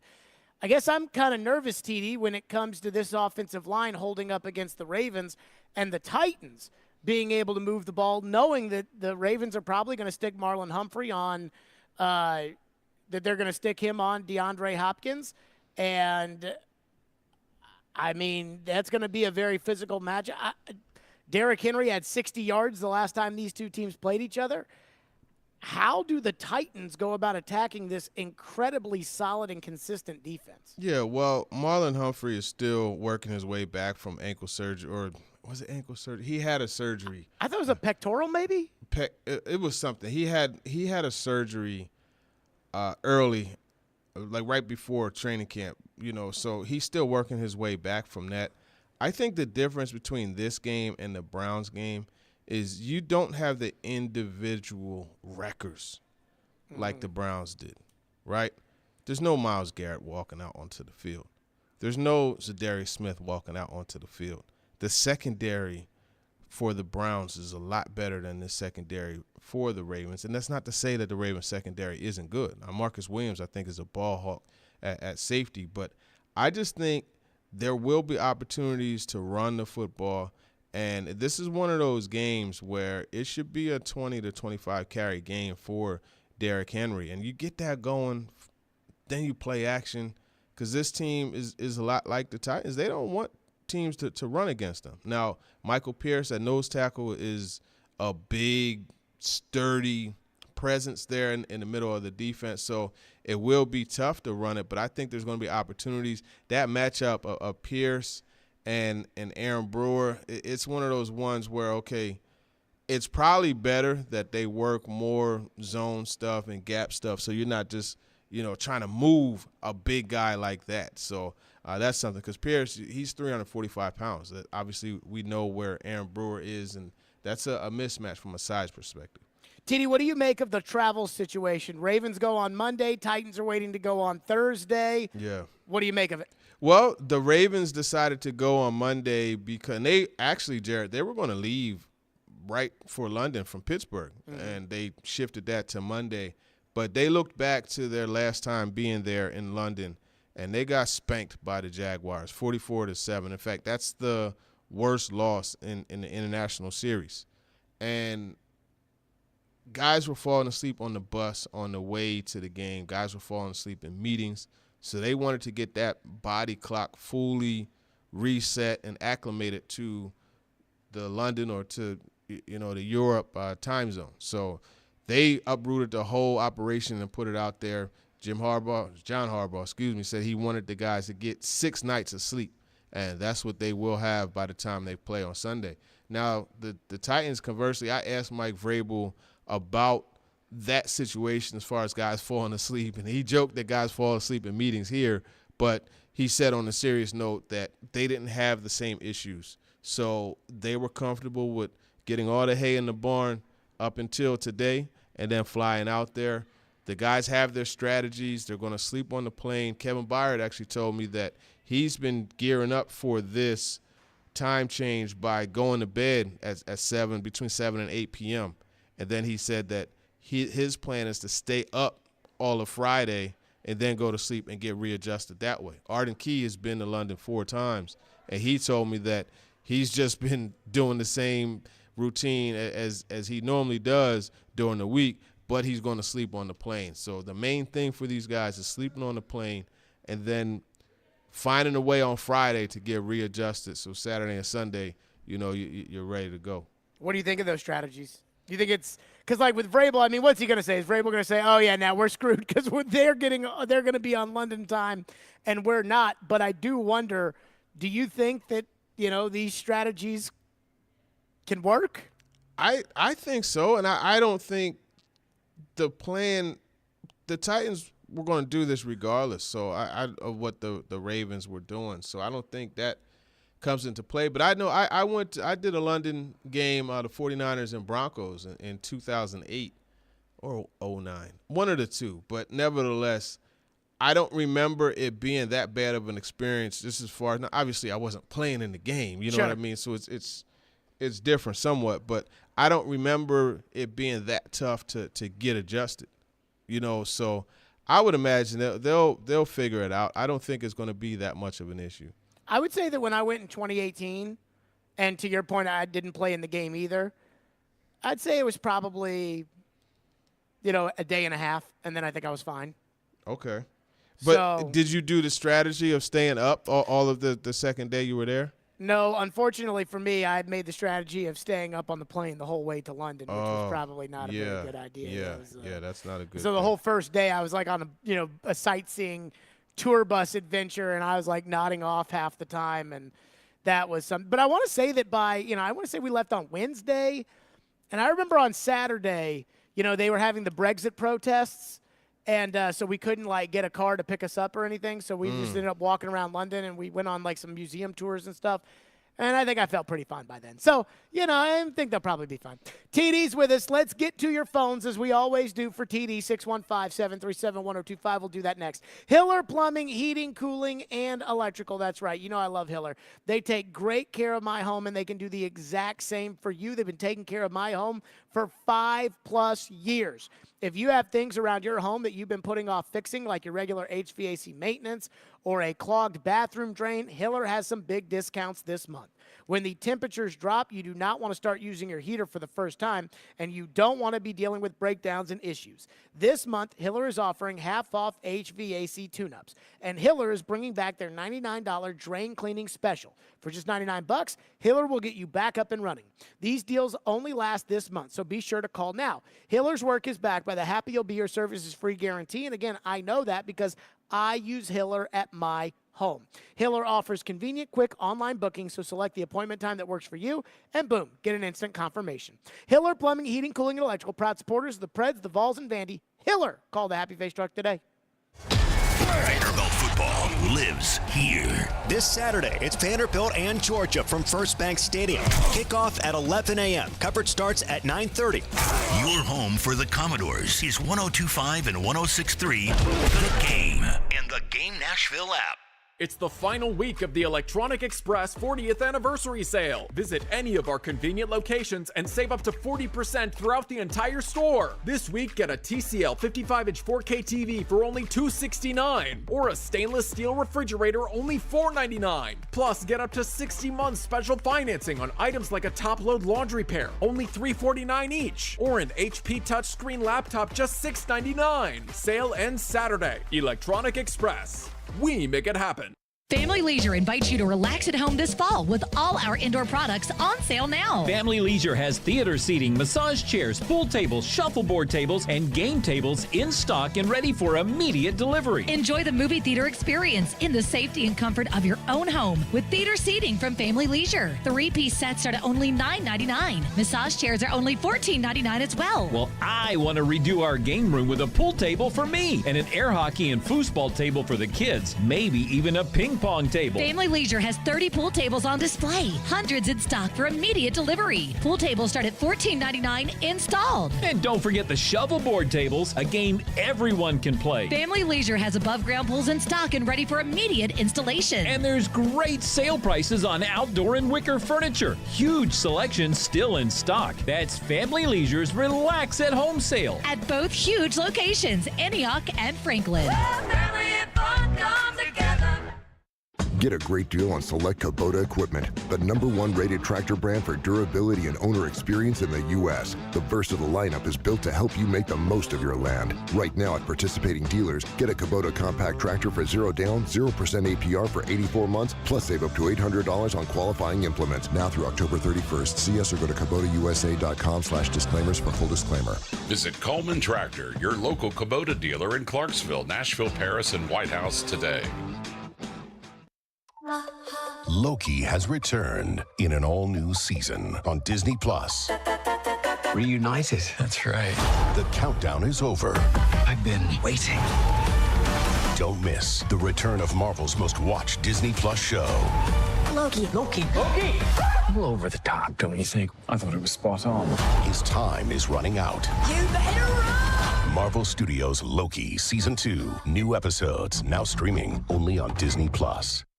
Nashville's radio version of The Odd Couple. You would trade for the third pick? Yeah, I don't know that I would do that. Robbie Stanley and Joe Rexrode are Robbie and Rexrode. I'm here for the discussion. I'm not. It's a good one. It's absurd. Robbie and Rexrode. Mornings from 6 to 9. Win the games. When they get in the playoff, they'll have a chance to. Presented by TJ Anderson Homes of Benchmark Realty on 102.5 and 106.3 The Game and the Game Nashville app.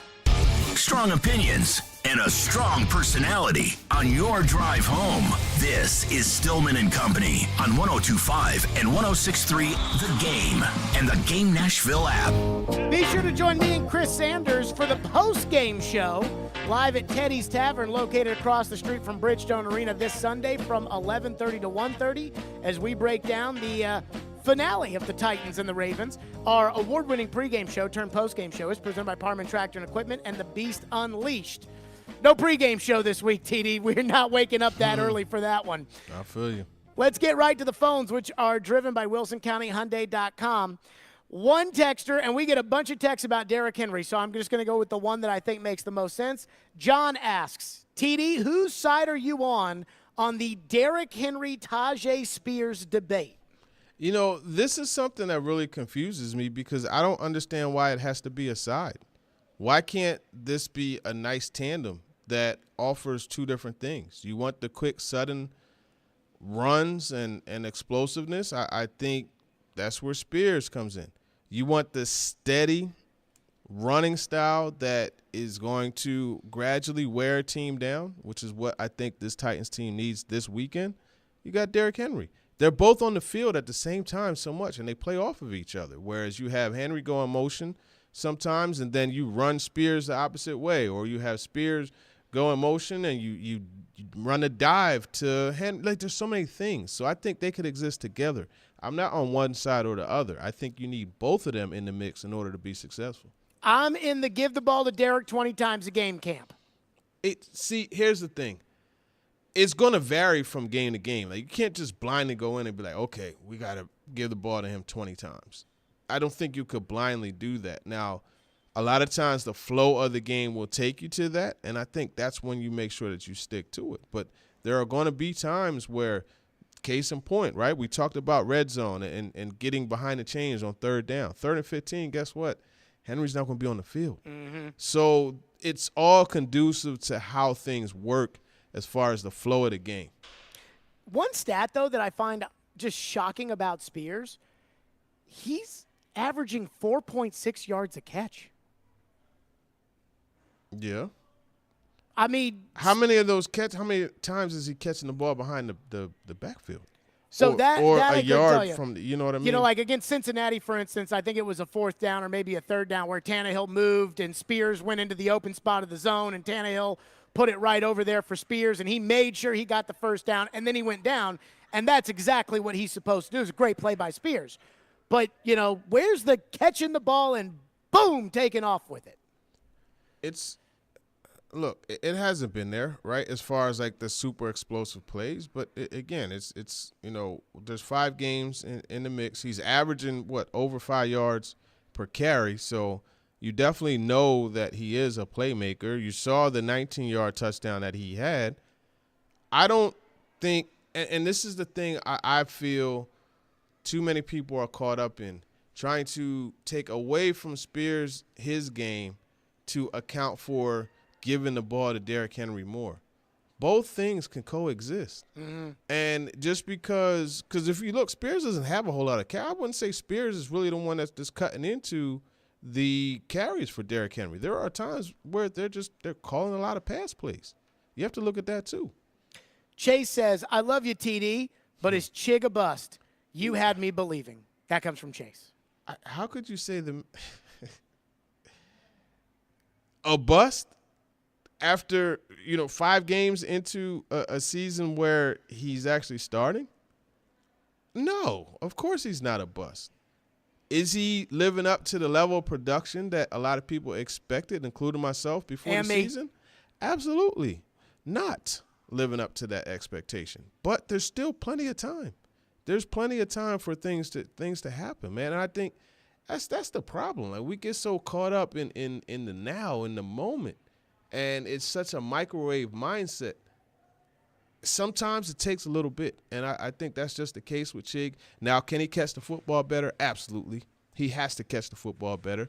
But at times also, Tannehill has to throw it, like we talked about in the red zone stuff, to that outside shoulder so he can catch it and turn it up and do what he does. So I think it's a mix of things. He could play better, though, without a doubt. One texter says, TD, what do you make of Boston reporters saying that Kraft wants Vrabel after Belichick? By the way, I didn't see that report. I mean, it wouldn't surprise me if that's true, but I didn't see that report. What do you make of Boston reporters saying that Kraft wants Vrabel after Belichick? Would the Titans really allow that to happen? I mean, if they're willing to give up a first-round pick, maybe. I was going to say, like, New England might be picking 3rd in the draft this year. If they offer the 34th pick in the draft for Vrabel, would you make that trade? No. I I think Vrabel's a really good coach, and I think he's a really good coach, and I don't know that. Here's the thing.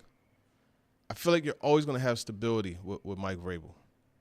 I do get curious if they start to lose, if that message will get old. But last year you saw the 7-game losing streak, and they still, when it came time to play the Jaguars, you saw what happened. They came very close to winning. Give it the college try. So for me, it's tough to move on from that. 34th pick is that's a valuable pick, but I don't do it. Devin from Dover says, I would love to hear TD's honest opinion on Fulton's performance to this point in the season. Has to be better. He has to, like I said earlier, resort back to his technique. He's catching himself with his eyes in the backfield too much. They're double moving, and it's almost like, and Chris Sanders and I talked about this, where it's almost like, okay, you know what? You hate to give up that catch, but you gotta. He's jumping too much on that first move. You know what I mean? And I get it. He wants to be aggressive and go for the football, but play your man. He has to do that, and just like I said, be more technically sound, and he has to get that confidence back. Right? A couple pass breakups, or something. Do something to get that confidence back and just ride it. One texter says, TD, what do you make of Josh Wiley's performance? And while I'm with you that we need to give Chick some time, how much should Josh Wiley's performance allow him to get more reps at tight end? Yeah, look, a lot more 12 personnel wouldn't be bad. That's something that you could continue to do. Wiley, he had that catch for the first down, man, and he had guys around him. And that was a contested catch. That was a snag right there. You know what I mean? And it was in a crucial moment of the game. So Wiley that's an example, right, of taking the momentum and the confidence that you're building, right? He had the good block, then he caught the seam route, you know what I mean? And you saw the confidence just continue to build, right, in the Chargers game. Then he rolled that into the Colts game and made that catch. That's a really good catch. So I think you want to get him out there more. I don't think it should necessarily cut into Okonkwo's reps. I think you could get both of those guys on the field at the same time. One texter said, TD, how much blame should Ryan Tannehill get for the lack of production in the red zone? Well, the first thing I said was he needed to run the ball more when we touched on it, right, Jared? So I think he does get some blame. It's collective, because the thing is, it's always difficult to throw the ball when you don't have time, right? And there are times where the receivers aren't getting enough separation. So it's a mixture of all of them. But I think it all starts with Ryan Tannehill as far as the players on the field. But I think you also have to involve the play calling and scheming guys open, and some of the things that you're seeing Tim Kelly do. They have to execute better and stay away from those penalties. That's the biggest culprit in my opinion. This is a good one. James says, TD, with the bye upcoming and the trade deadline in the future, what do you think the Titans' thought process could be entering the trade deadline? I don't think they're active during the trade deadline. I mean, is there a franchise left tackle available? Is there – I don't see game-changing opportunities for them to make trades. So I don't think they're active at all. I think it's just one of those things where they – lick their wounds, they try to recoup and get Treylon Burks back healthy. That's almost like a trade, right? Because you're getting a player that you feel is a big-time option for your offense. So I think that should be the focus, getting him ready and getting him back. My thing would be that there are some players out there that could help the Titans, but not players that could help the Titans that I would give up a second-round pick for. Right. And that's the whole thing. I don't want to get Chase Claypooled at this year's draft. You got to keep your draft picks. You got to keep your draft picks, because you look at why this team is in a tough situation. It's because a lot of the starters are older players, right? And other teams, you look at some of these other teams that have gotten starters on the 4th and 5th round, and the last 3 drafts, a lot of guys are starting. That's not the case for the Titans. TD, great stuff. I know talking with TD is a breakdown of the Ravens this upcoming week. Yes, Be sir. sure to check that out. I assume you're not headed to London? No. Jamison Hensley, the Ravens reporter, is in London. We got a conversation with him, so that'll be How your did London he representative. get the London call up and you didn't? It's the Lamar Jackson effect, man. The Ravens, unfortunately, have a bigger draw across the country than the Titans, and that's really what it boiled down to. Titan fans, click those articles more. That's what I'm saying. TD, great stuff. Appreciate you as always. Yes, sir. Appreciate it. Yep, TD joining us on the program as he always does. Coming up next here on the program, speaking of Derrick Henry. Now, I do think that I've picked a side here on the Derrick Henry-Tajay Spears debate. But there is some data that I was actually a little surprised by. We'll get to that coming up next. Stillman and Company right here, 102.5, 106.3 The Game. Are you always on the go? We've got you covered. Download the Game Nashville app from your app store and listen to us wherever you are. Robbie Stanley, Joe Rexroad. It's Chase McKay. Caroline, Willie, D-Mays. Stillman and Company. We are Nashville's best sports talk. Good station. I listen to it all the time. 102.5 and 106.3 The Game and the Game Nashville app. ElectronicExpress.com. We make it happen. Your chance to get that rare, hard-to-find luxury pre-owned Rolex timepiece is happening at Genesis Diamonds. Friday and Saturday, October 20th and 21st, Genesis is hosting an epic pre-owned luxury Rolex event featuring a stunning new selection of these hard-to-find watches. Hulks, Submariners, Daytonas, Pepsis, Batmans, all the hottest models that people wait years for. For this event, you can choose from 5 years financing or get a free pair of 2-carat lab-grown diamond earrings valued at $5,000. Imagine a luxury pre-owned ladies Rolex Datejust for just $199 a month, or a Sea Dweller or Submariner for just $299 a month. No waiting list, no games, just the watch you want at the great Genesis value price you deserve. Also for this event, our pre-owned Rolex buyers will be offering top dollar for your Rolex, so you can buy, sell, or trade. Come see the largest selection of luxury pre-owned Rolex watches in the state. Get the timepiece of your dreams and take advantage of our special financing. Friday and Saturday, October 20th and 21st only, and only at Genesis Diamonds, your home for luxury pre-owned Rolex. Green Hills and Cool Springs. On approved credit while supplies last. See store for details.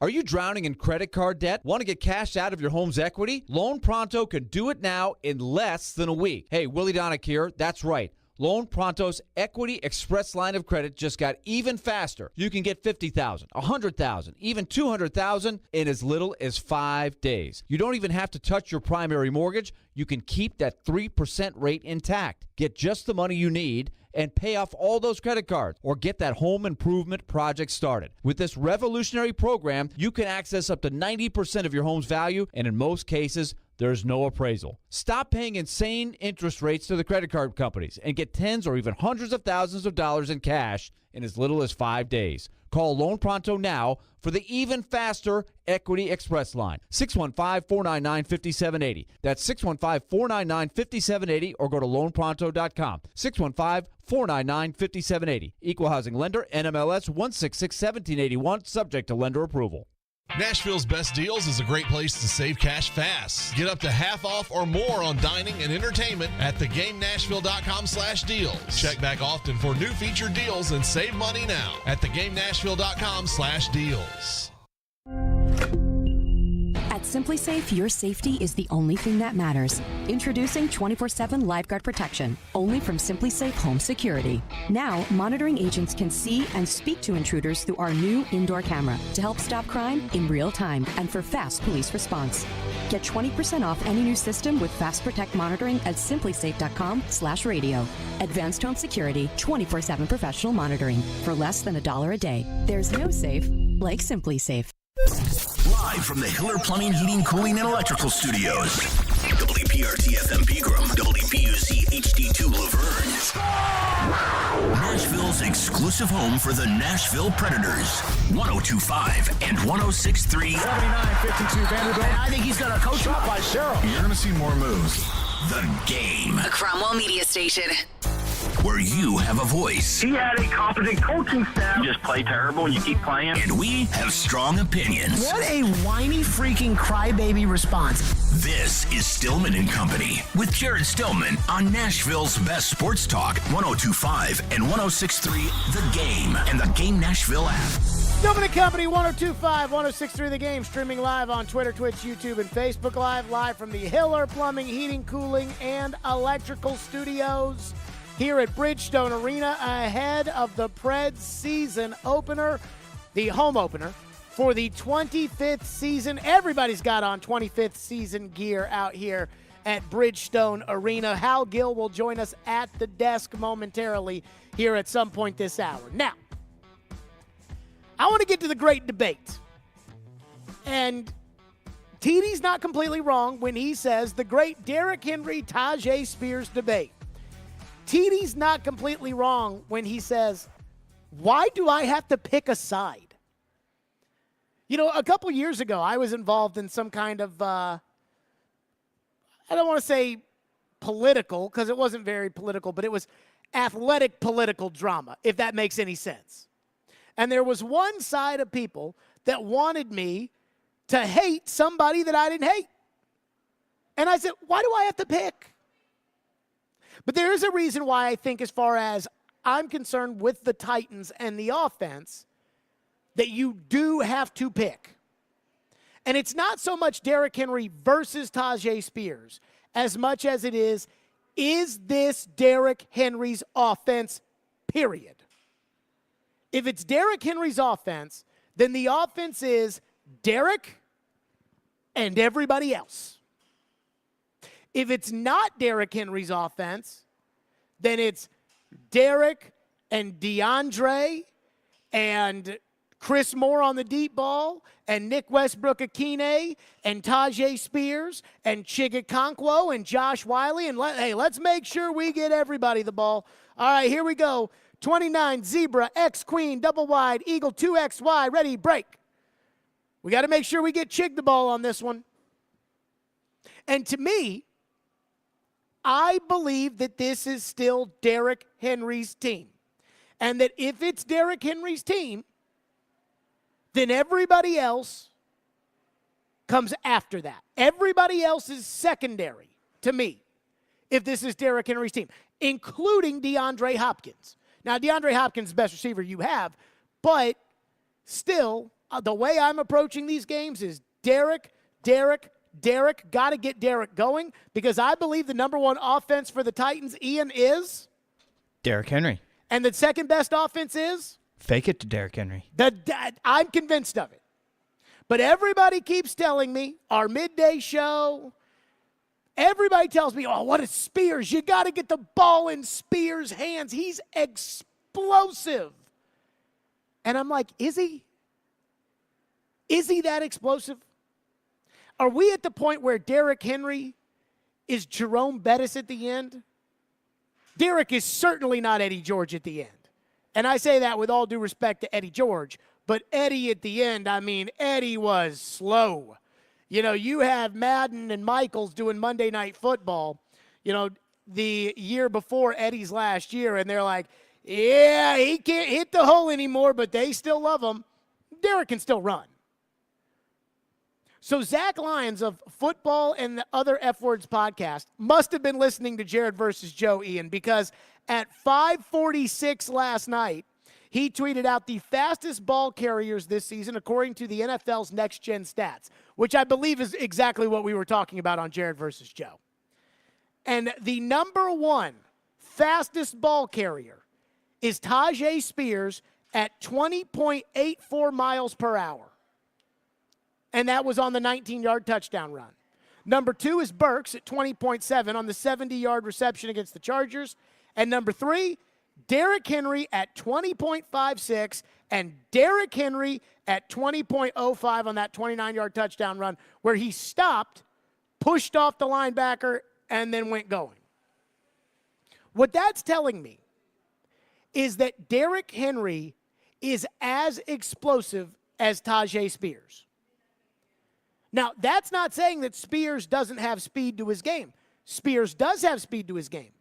But Spears doesn't have the elite speed to his game that would be the only reason to say, hey, we have to get you the ball instead of Derrick Henry.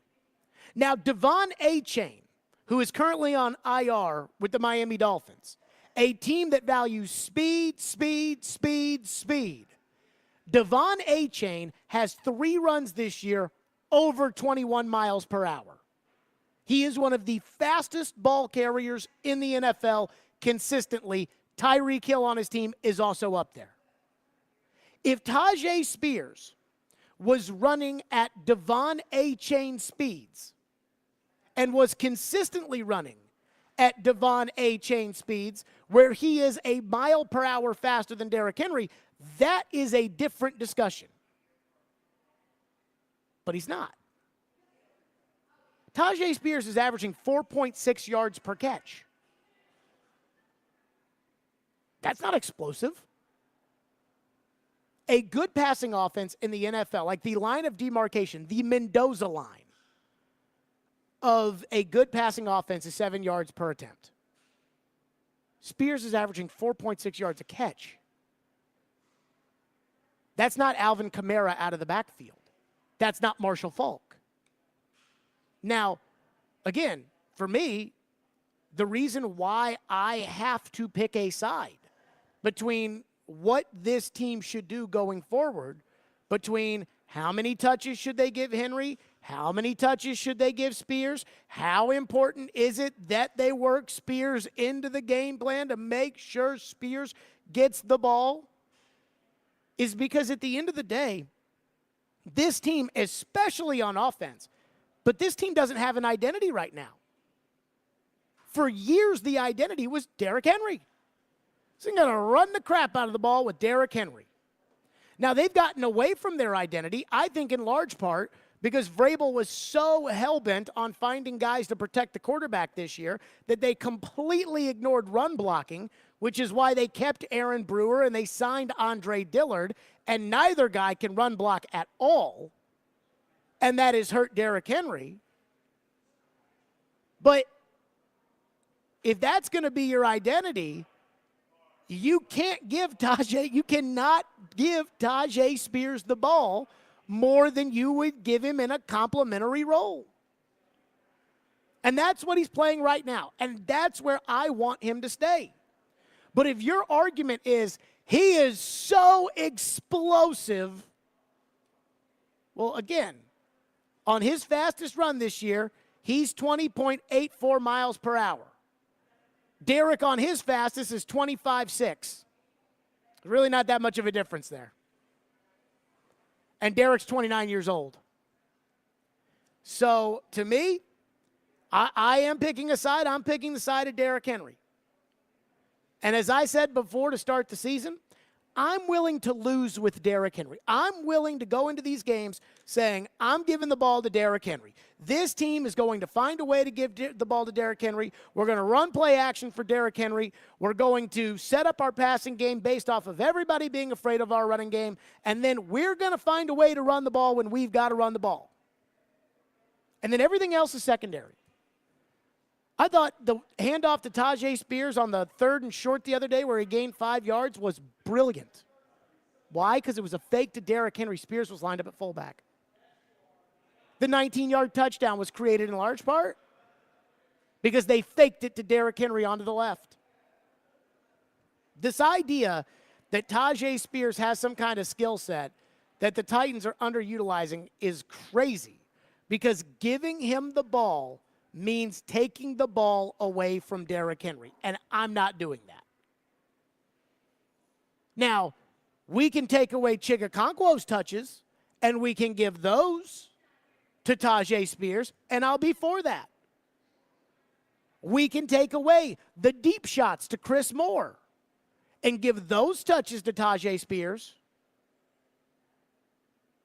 But I'm not messing with a formula that tells me if I give the ball to Derrick Henry 20 times a game, I'm going to win. Because as much as you may not like it, as much as you may want a change, as much as you may think it's boring, as much as you may think it may not work in the playoffs, as frustrated as you may have been Sunday when they couldn't get that 4th and 1, when you give it to him 20 times, you win. You gave it to him 20 times against the Chargers, you won. You gave it to him 20 times against the Bengals, you won. I'm giving the ball to Derrick Henry. 615-737-1025 is our phone number, 615-737-1025. And we'll get to your phones on this. Plus, Twitter.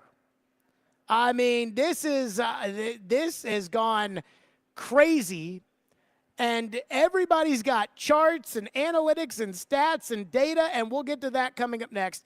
Here, and your phone, Stillman and Company, live from Bridgestone Arena here on 102.5, 106.3 The Game. Now, Twice Daily does not care if it's Derrick Henry or if it's Tajay Spears that scores at the end of the half, either half on Sunday, because if you're a loyalty member with the Twice Daily app and the Titans score at the end of either half, it could be the first half, it could be the second half, in the last 2 minutes, you get a free half sub the next day from Twice Daily. Download the Twice Daily app and join the loyalty program to unlock special discounts, savings, and more. It pays to be a member with Twice Daily, where you earn points and save money with every visit. So once again, if the Titans score in the last 2 minutes of either half on Sunday, you score with Twice Daily. Again, you got to download that app, and you can get what you crave at Twice Daily. Everything's there. If you're looking for convenience, Twice Daily has you covered. Twice Daily, fresh all day. Get a great deal on Kubota equipment today, like Kubota BX and L-Series compact tractors. Part of our tractor lineup rated #1 in durability and owner experience. Z-Series mowers and Sidekick utility vehicles. Stop by your local Kubota dealer today. Bring home select L-Series equipment for 0 down, 0% APR for up to 60 months, plus save up to $800. Now through October 31st. See us or go to KubotaUSA.com for details. Krebs Kubota, Middle Tennessee's preferred equipment dealer. Convenient locations in Columbia, Franklin, and Murfreesboro. Visit us online at KrebsKubota.com. You know that feeling you get when your team goes big? You can get that same feeling on Zen Sports, where you score with cash rewards every bet you make. Earn cash rewards on your betting volume each month, and even more cash during your 15-day welcome bonus period. So say goodbye to deposit bonuses that turn into deposit nightmares, and say hello to a better sportsbook experience and real cashback rewards. Zen Sports. Betting just got better. Gambling problem? Call 1-800-889-9789. Terms and conditions apply. Must be 21 and up and in Tennessee to bet. I feel like I'm constantly cleaning hair off my bathroom floor. At least my Swiffer Sweeper makes it easy. Sweeper heavy-duty dry cloths have ultra-thick pads to trap and lock hairs, like a hair magnet. And when I'm finished cleaning up my hair, Sweeper takes care of his too. Now the hair's gone, all thanks to Swiffer. Try Swiffer Sweeper heavy-duty dry cloths. I promise you'll love them or your money back. And also try Swiffer Sweeper Wet to make quick work of tough, sticky messes.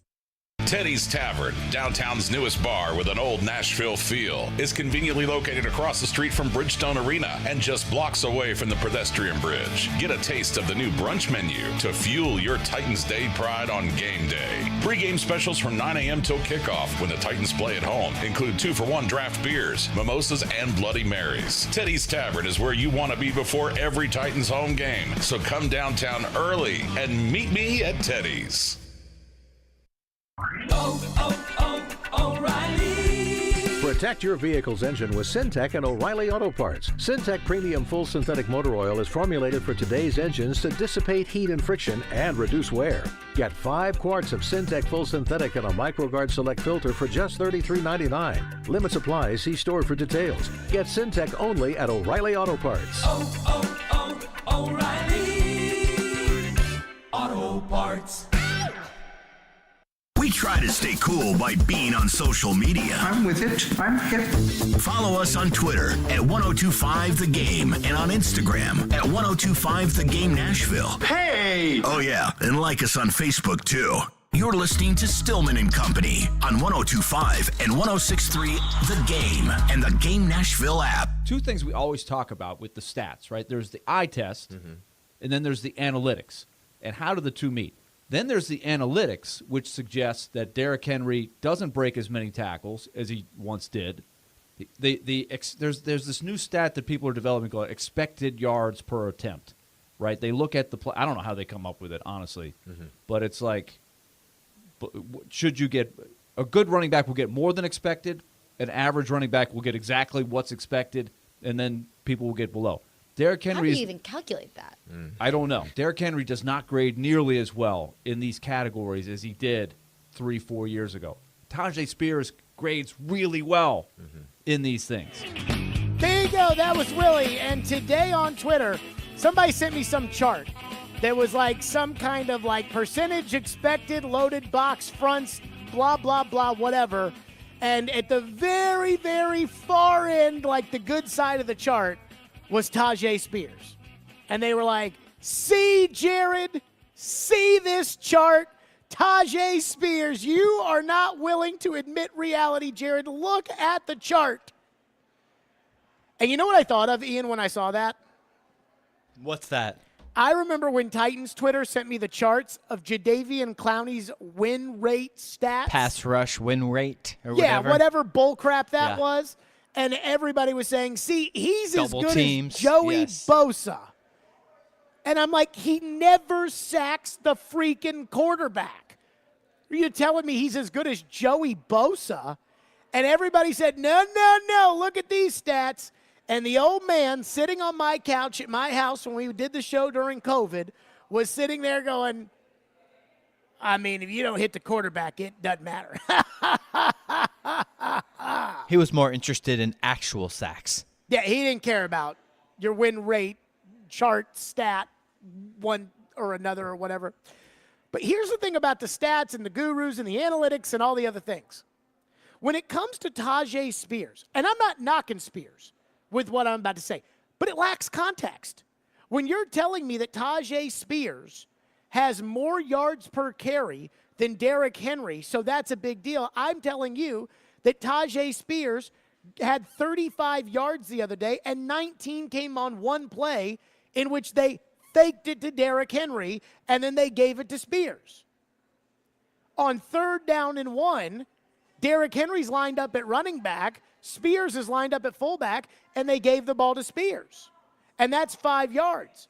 So now we're talking about 24 of Tajay Spears' 35 yards on those 2 plays that were fakes to Derrick Henry. So when you tell me that, oh, yeah, look at the shedding tackler. Spears is better at that than Henry.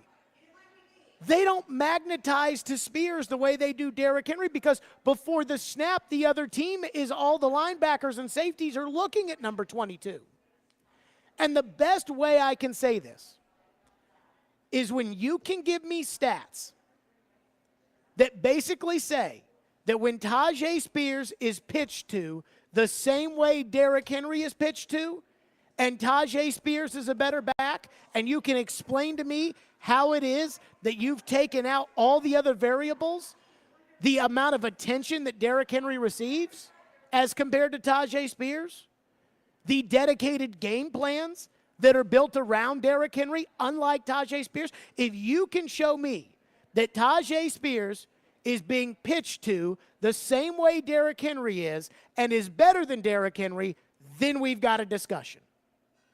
Until then, everything else you tell me, every other stat or chart or analytic or whatever it is, lacks the context of Derrick Henry is the focal point of what the other team does.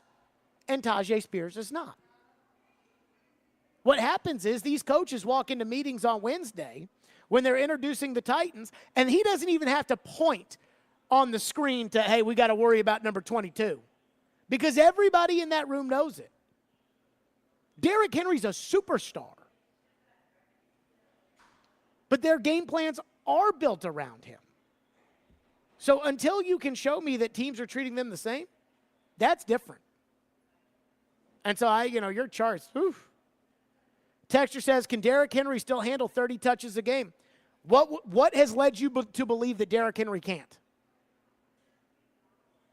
I mean, Derrick Henry touched the ball 25 times in the second game of the season, and he looked fine. I never thought the Titans overused Derrick Henry. I think the more you give Derrick Henry the ball, the better he gets. I think Derrick Henry's the same. I keep hearing everybody saying, hey, you've got to admit there are some serious signs of decline with Derrick Henry, and I don't see them. People tell me he gets caught from behind. Has he gotten caught from behind this year? Ian, has he gotten caught from behind this year? Well, we kind of talked about the screen. In the Saints game? Yeah. But he didn't get caught from behind. He just got tackled with the guy in front of him. Nothing really stands out as like a major breakaway where he got caught from behind, but. So, I mean, he has, you watch tape, He's got a 49-yard touchdown run, or at least a Derrick Henry. I mean, he might pop that 49-yarder if Andre Dillard can block the linebacker. The problem is the 235-pound linebacker put the 325-pound Dillard on his butt. That's the problem. Why are things so different? Because the guys in front of him are horrible. One texter says, I would trade Spears for Hilliard right now. Hilliard was perfect. So, I wouldn't. I think I'd rather have Spears, too. Spears is younger. But I will say this. Right now, Hilliard was a better receiver than Spears is. I mean, if you guys want Spears to be what you all want him to be, he's got to start catching the ball better.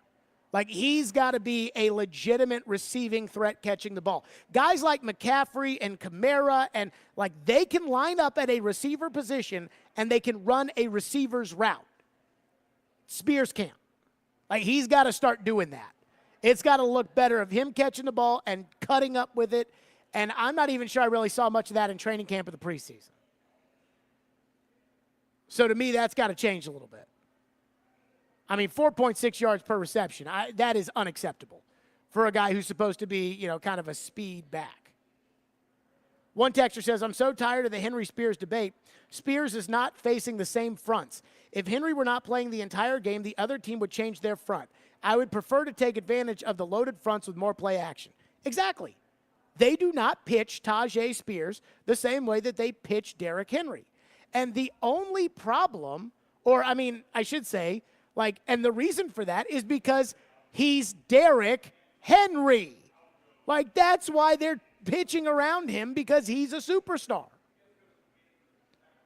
One texter says the only thing declining are the amount of carries the Titans are giving Derrick Henry. Probably a fair point. Texter says the fact that Spears has more yards per carry than Derrick Henry irritates me. He's shown no signs of weakness and just replaced Aaron Rodgers in the State Farm commercial starting Sunday. He's the biggest star the Titans have ever had. Is Derrick Henry replacing Aaron Rodgers in the State Farm commercials? I haven't seen or heard that. Replacing Aaron Rodgers in State Farm? Aaron Rodgers has been with State Farm for 18 years. I mean, they got Mahomes and Andy Reid and Travis Kelce, I think, has been doing some. Yeah. I mean, if that's true, that's news to me. I got to tell you, though, I'm not a fan of this Jake from State Farm. What's your problem with Jake from State Farm? Oh, I've heard. Word on the street. Jake is not to be trusted. Word on the street. Oh, Texter. Texter says, reminiscent of the 2003 team with Eddie George when he had 1,000 yards but struggled, and they would allow Chris Brown to come in and occasionally provide a spark. I think Spears is a lot like Chris Brown. Here's my thing, though. With Eddie George, and I love Eddie George, but first of all, Derrick Henry's better than Eddie George right now. Derrick Henry was a better running back than Eddie George. But, two thoughts. First off, Eddie at the end, it was a struggle watching Eddie at the end there. He'd give it his all for 3 yards, but he was just so slow.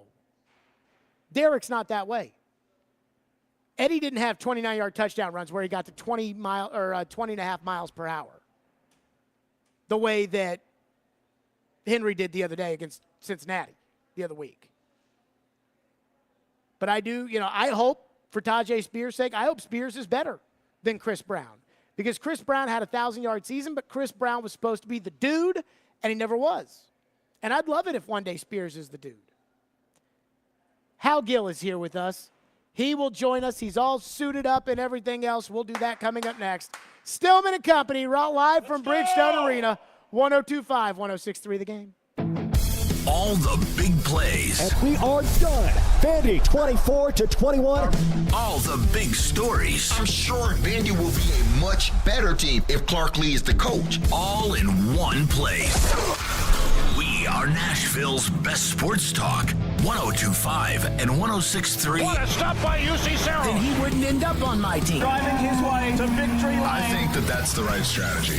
The Game and the Game Nashville app. Family Leisure invites you to relax at home this fall with all our indoor products on sale now. Family Leisure has theater seating, massage chairs, pool tables, shuffleboard tables, and game tables in stock and ready for immediate delivery. Enjoy the movie theater experience in the safety and comfort of your own home with theater seating from Family Leisure. 3-piece sets start at only $9.99. Massage chairs are only $14.99 as well. Well, I want to redo our game room with a pool table for me and an air hockey and foosball table for the kids, maybe even a ping pong table. Family Leisure has 30 pool tables on display, hundreds in stock for immediate delivery. Pool tables start at $14.99 installed. And don't forget the shovelboard tables, a game everyone can play. Family Leisure has above ground pools in stock and ready for immediate installation. And there's great sale prices on outdoor and wicker furniture. Huge selection still in stock. That's Family Leisure's Relax at Home sale. At both huge locations, Antioch and Franklin.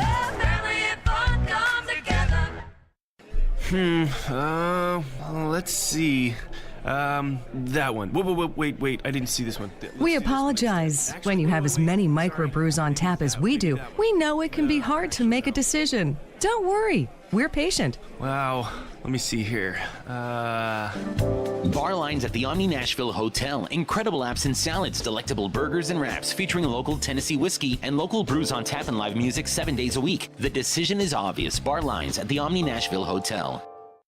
This year, Boys and Girls Club of Middle Tennessee celebrates its 120th anniversary. Through time, BGCMT continues to evolve to enable all young people, especially those who need us most, to reach their full potential as productive, caring, and responsible leaders. Because of your continued support, BGCMT has remained strong and is committed to supporting our youth and solidifying our mission and culture in new exciting ways for 120 years. Visit bgcmt.org today.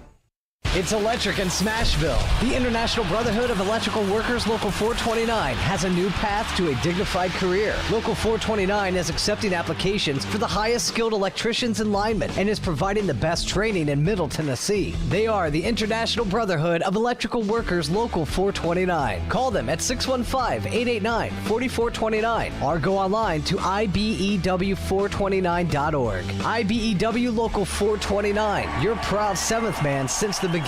Go Preds. Art, sound, and sensory overload. Tool 2024 North American Tour. January 23rd, Bridgestone Arena. With special guest, Elder. Experience the sound and vision of Tool. Tickets on sale tomorrow at 10 a.m. at Ticketmaster.com. Tool in concert. How are you? My name's Scott Van Pelt, host of SV Pod, along with my partner in crime, Stanford Steve. What do we talk about mostly on the podcast, Steve? Sports. Some. Parenting. I feel like that comes up a lot. I feel like most recently I've needed some help because I feel like my shortcomings there are evident. It's life stuff, relatable content. It's fun. It's just two bald-headed goons just talking about nonsense a lot in a crowded podcast space. There's that one. We're here. Here we are. He knows Nashville sports. And you've got Mike Vrabel in what feels like sort of a back against the wall game. They're at their best. And he's not scared to tell it like it is. They need to go on the road and win a game. He is Outkick's Chad Withrow. 16 5-star players and 52 4-star players. Withrow joins Stillman and Company every Friday at 5. Brought to you by BetUS Sportsbook and Casino. They still have all of the talent. On 102.5 and 106.3 The Game and the Game Nashville app. What's up, Nashville? This is Stephen A. Smith. You're listening to Nashville's best sports talk, ESPN 102.5, The Game. You got up to a slower start in Tampa. What's kind of the key? What's been the messaging to try to make sure that doesn't happen? I think it goes without saying that we can't afford to have starts like that. Obviously, Juice kept us in that one with a lot of good saves, and obviously it's hard to really put a finger on why it happens, but definitely goes to every man just to change something, whether it's preparation or just mentally, and be ready to roll. I do not want to focus on the negative of what happened on Monday night about the slow start, or Tuesday night, the slow start at Tampa. I want to focus on the positive of this Predators team, and with that, we bring in Hal Gill for the first time this season.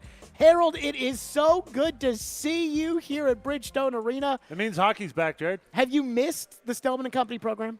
Only because I know hockey happens when it's around that. What? Like it's like, hey, I'm climbing up towards a rose. I got to go through some thorns, but the rose is there. I can see it. Hockey's going to start, and we're here. So there you go. You're the thorn. I want to start on Tuesday's game. First period was bad. I think we all know that. Move that out of the way. Boy, I was impressed. I was impressed Tuesday. I went into the season with no expectations for this team. Like, I was like, okay, I want to see what this team has to offer. And I don't know if they're going to be good. I don't know if they're going to be, bad. I don't know. And I was so impressed with the way that it felt like the team was put out there kind of like the homecoming opponent, kind of like the Washington Generals playing the Harlem Globetrotters. And yet, I thought they played great. And I thought these young guys that are in the lineup right now, the Novaks, the Tomasinos, the Evangelistas, the guys that are like, hey, you got a little look last year. Now let's get you an extended look this year. I thought they looked really good. I was really impressed with the level of compete on Tuesday night. And it gave me a lot of optimism for what this team might be this year, Hal. Yeah. If you look at that game, that first period, you're in Tampa, their home opener. They were buzzing. That's a good team. They know their system. Cooper's been their coach for a long time. They have veterans that are still there. They have elite players. And so I was expecting a rough start. That was, the Preds did a lot of that to themselves, though, which I didn't really like. There were a lot of turnovers. But I loved the response in the second period. Like, okay, let's even Cody Glass was on in the intermission on our call with Pete, and he said, yeah, we're just going to throw that out. We're moving on. And I think that's for a young team, for a bunch of young guys to be able to throw it out and go out and compete. They had a great start to the second, and that top line looks good with O'Reilly, Forsberg, and Parsonen. I like the way they play. They play fast. They have some grit to them. And then it goes down the lineup. I think everyone contributed. Novak had a beautiful goal. The D started to come around. They started to figure out the defensive zone. I think this is a building. This is Brunette's team, and he's putting in his system with a bunch of new guys. The old guys that have been here for a while are going to have to change. They have tendencies that they're trying to get away from and learn new tendencies and practice those. So this is going to be it's going to take some time to build, but I love the response that they had, and they came back and made it a game, right down to the last play. So I want to go with the younger guys here. The Tommy Novaks, these guys get a cup of coffee last year. And it's like, wow, look at what he did for this, extended sample size that he was in the lineup. And it's like, okay. But, I remember when Rocco Grimaldi came up here and really, gave the team a shot in the arm and played his butt off. But at the end of the day, Rocco Grimaldi's a AHL, NHL kind of guy. He's not. Yeah. Boy, I tell you, Tommy Novak, he played tough the other night against Tampa. And those boys for Tampa, those are legit dudes out there. And it's like I'm starting to buy in a little bit on the Tommy Novaks and the your guy, Cody Glass, you said was going to be starting. I'm starting to buy in on these guys a little bit because it does feel like a continuation of last year. And Barry Trotz came on the show, and he said, yeah, I like Cody Glass, but can he be a second-line centerman in the NHL on a good team? I don't know. And so I really was impressed with those guys. They're not – Glass was a high pick, but he wasn't a high pick by the Predators. But these guys are, they're prospects, but they're not 18 years old anymore. Right. You don't know what these guys are until they can get out and prove it, and then prove it year after year. That's the NHL is, hey, you can get up there and for 10 games – you're playing way over your head and you're giving everything you got. And then as soon as it becomes comfortable, can you sustain that productivity? And you look at Tommy Novak's numbers, excellent last year. He had great numbers. And this year, I just talked to him this morning. I don't know. I think he looks stronger. He said he put on 5 pounds and, his body composition. Now these kids know exactly what their body composition. Mine was beer and buffalo wings, but, for these guys, they're so in tune, and he's gaining not just strength but confidence. And I think that's a big thing. He's using his stick more. He's winning battles in the corner. So that strength turns into confidence. That confidence turns into more strength and more playmaking and fitting in with a system that Brunette is doing, which is more offensive, more puck possession, which plays right into Tommy Novak's hands. That should be a great mix for him. And Cody Glass is the same way. I think he's a kid that can push the pace. He's playing really well around the net. He's playing with Nyquist most of the time.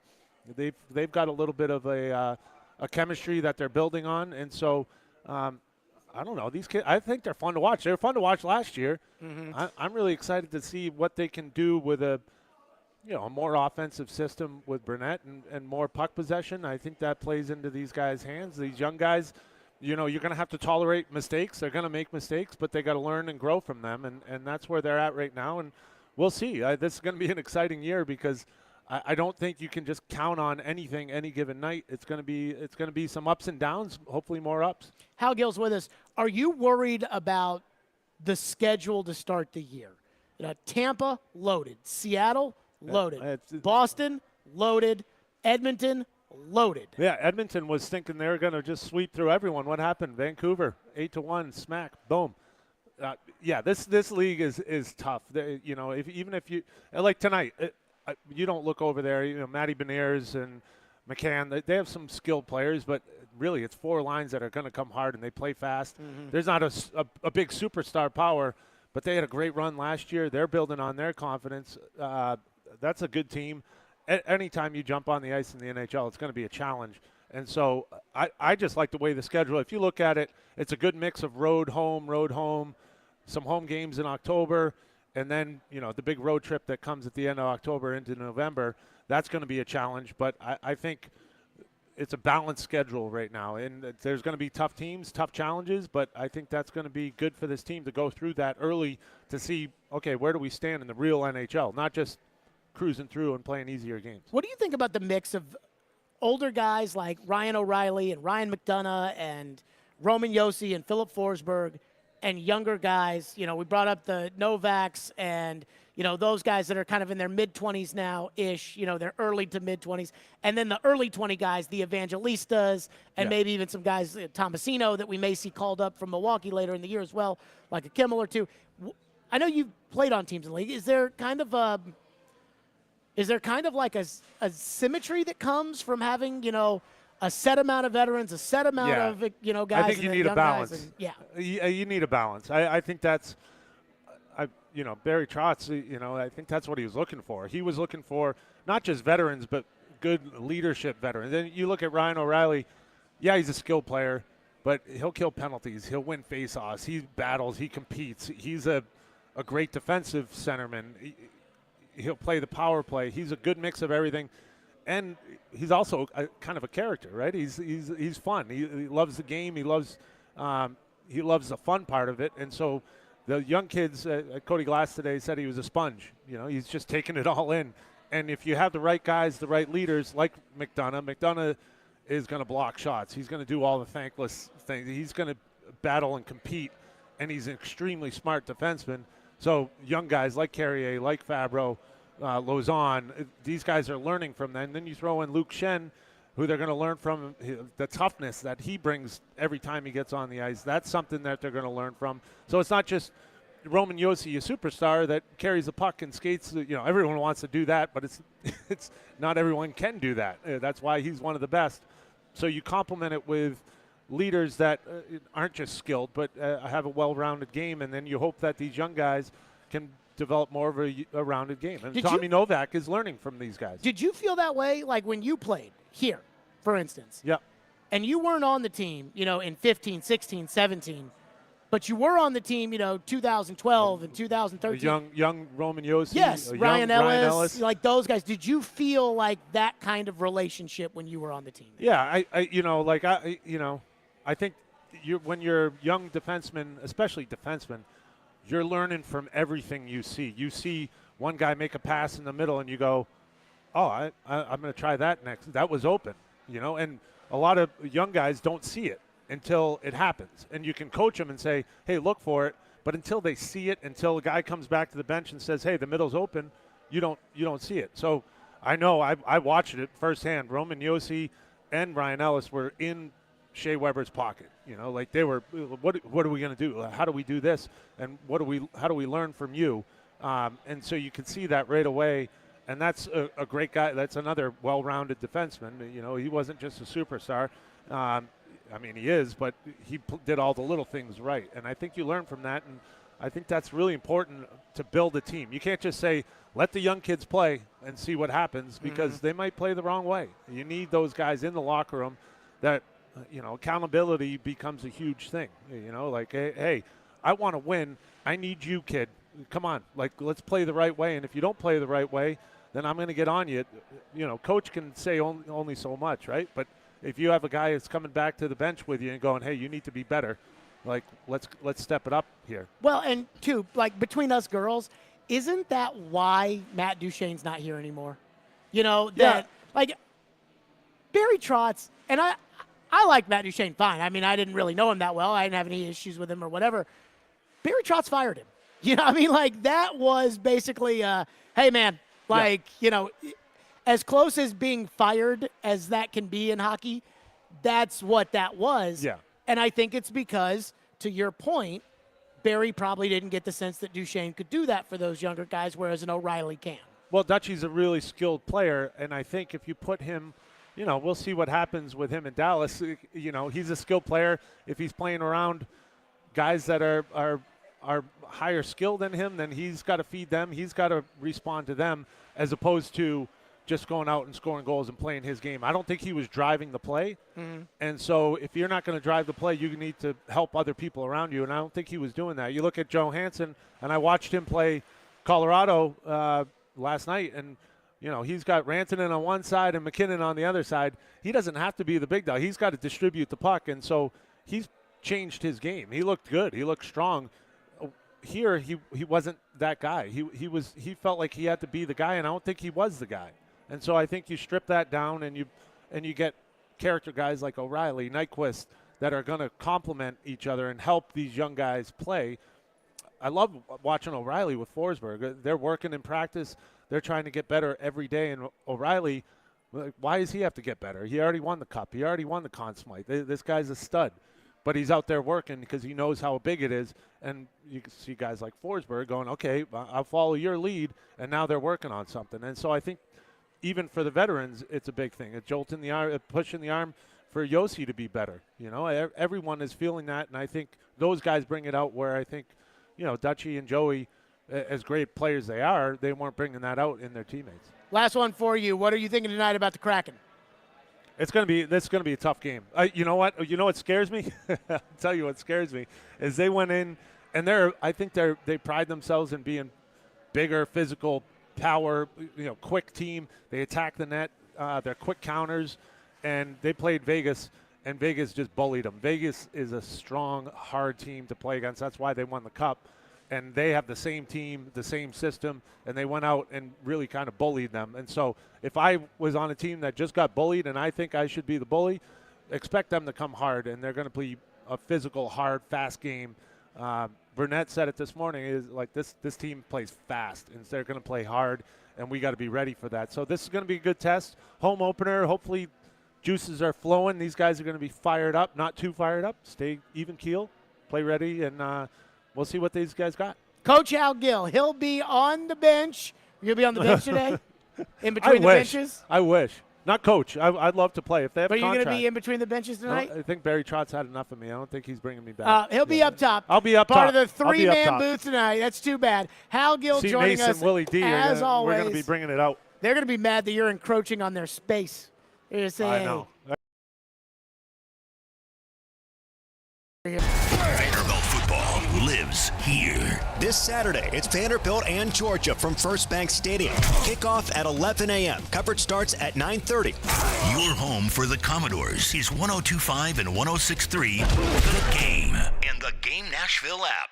Your chance to get that rare, hard-to-find luxury pre-owned Rolex timepiece is happening at Genesis Diamonds. Friday and Saturday, October 20th and 21st, Genesis is hosting an epic pre-owned luxury Rolex featuring a stunning new selection of these hard-to-find watches. Hulks, Submariners, Daytonas, Pepsis, Batmans, all the hottest models that people wait years for. For this event, you can choose from 5 years financing or get a free pair of 2-carat lab-grown diamond earrings valued at $5,000. Imagine a luxury pre-owned ladies Rolex Datejust for just $199 $299 a month, or a Sea Dweller or Submariner for just $299 a month. No waiting list, no games, just the watch you want at the great Genesis value price you deserve. Also for this event, our pre-owned Rolex buyers will be offering top dollar for your Rolex, so you can buy, sell, or trade. Come see the largest selection of luxury pre-owned Rolex watches in the state. Get the timepiece of your dreams and take advantage of our special financing Friday and Saturday, October 20th and 21st only, and only at Genesis Diamonds, your home for luxury pre-owned Rolexes. Green Hills and Cool Springs. On approved credit while supplies last. See store for details.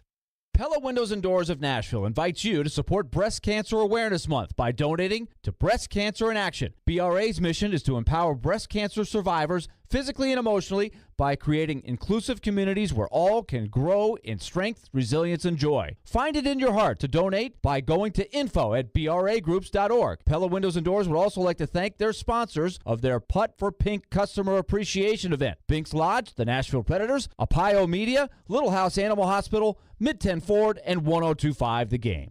Twin Peaks is the best in the game. Here, you're in the red zone for every college rivalry and divisional matchup all season long. On game day, you never have to decide which teams to watch, only what combination of bites, burgers, wings, and more to order. Plus, where else are your favorite draft beers always poured at a frozen 29 degrees? Only at Twin Peaks, the #1 sports bar.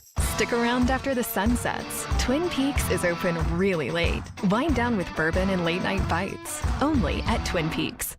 Hi, this is Rudy Gatlin of the Gatlin Brothers. Larry, Steve, and I would like to invite you to join us for the second annual Blood Assurance Celebrity Golf Tournament, Monday, October 23rd at the beautiful Hermitage Golf Course. All proceeds benefit local high schools through the Blood Assurance Heroes Grant Fund. There are going to be a lot of great prizes, but one lucky player will win a trip for two to play golf in Ireland. To sign up and for more information, go to bloodassurance.org/celebrity-golf. Come on and join us. Vanderbilt Commodore fans, 102.5 and 106.3 The Game, along with 94.9 The Fan, is your new home for broadcast of games and the Commodore Hour on Monday evenings. Catch all the action for football, men's and women's basketball, and baseball all season long. Go Doors! One is a legendary NFL wide receiver. I gotta be prepared. I have to be ready. One is a legendary Nashville voice. You don't have to rely on carrying the ball 250 to 300 times. And the other has been a legendary trash talker on the playground since the 4th grade. Nobody is a Pro Bowler on day one of rookie minicamp. They are Caroline, Willie, and D-Mace. Weekdays at 11 on 102.5 and 106.3 The Game and the Game Nashville app. Strong opinions and a strong personality on your drive home. This is Stillman and Company on 102.5 and 106.3 The Game and the Game Nashville app. Here comes. Swing and a drive. Right field. Way back. And gone. Oh, baby, did he crush it. Into the second deck. A monster homer for Bryce Harper. And with one swing, the Phillies have a 4-1 lead. He crushed it. Ian, I need permission to bitch for 3 to 4 minutes right here. Okay, go ahead. Okay. The Major League Baseball playoffs, and I don't know how many of you care about this or don't care about this, which is why I squeezed it right in there between Hal Gill and more of us talking about the Titans. But this wild card series has freaking ruined baseball. I mean, baseball over the years has done everything in their power to ruin their sport. And I mean, this is just another example of it. The Dodgers got swept in 3 games in the playoffs. The Dodgers, they won 100-something games. The Orioles won all those games. They got smoked in the playoffs. The Braves are going to lose probably tonight to Philadelphia, and they're going to be out. So for a second straight year, the Braves and the Dodgers, the two best teams, all freaking season long, have to take a week off for this brand new Fakakta wild card series that really lets in teams that don't belong in the playoffs, like the Marlins, into the playoffs, and they're going to get beat because of it. And to me, the evidence is overwhelming that taking 6 days off after the season while another team gets to play postseason baseball and then having to play them does not work. And so one of two things is going to have to happen because Major League Baseball is not going to get rid of this wild card series. The thing about sports is that once you get more, they're not going back. So once you give the owner 17 games in the NFL, they're not going back to 16. Like, they're not going to do 4 years of a 17-game season and say, hey, you know what, 16 games is better, let's do that. They're not going to go to a couple years of a 12-team college football playoff and then say, 4 teams is better, let's go to that. No. That's over. Goodbye. So forget about that. Like, you're not – what's going on right now? I'm sitting here at the arena and I just hear myself on playback. Oh, it's the arena feed apparently? Okay.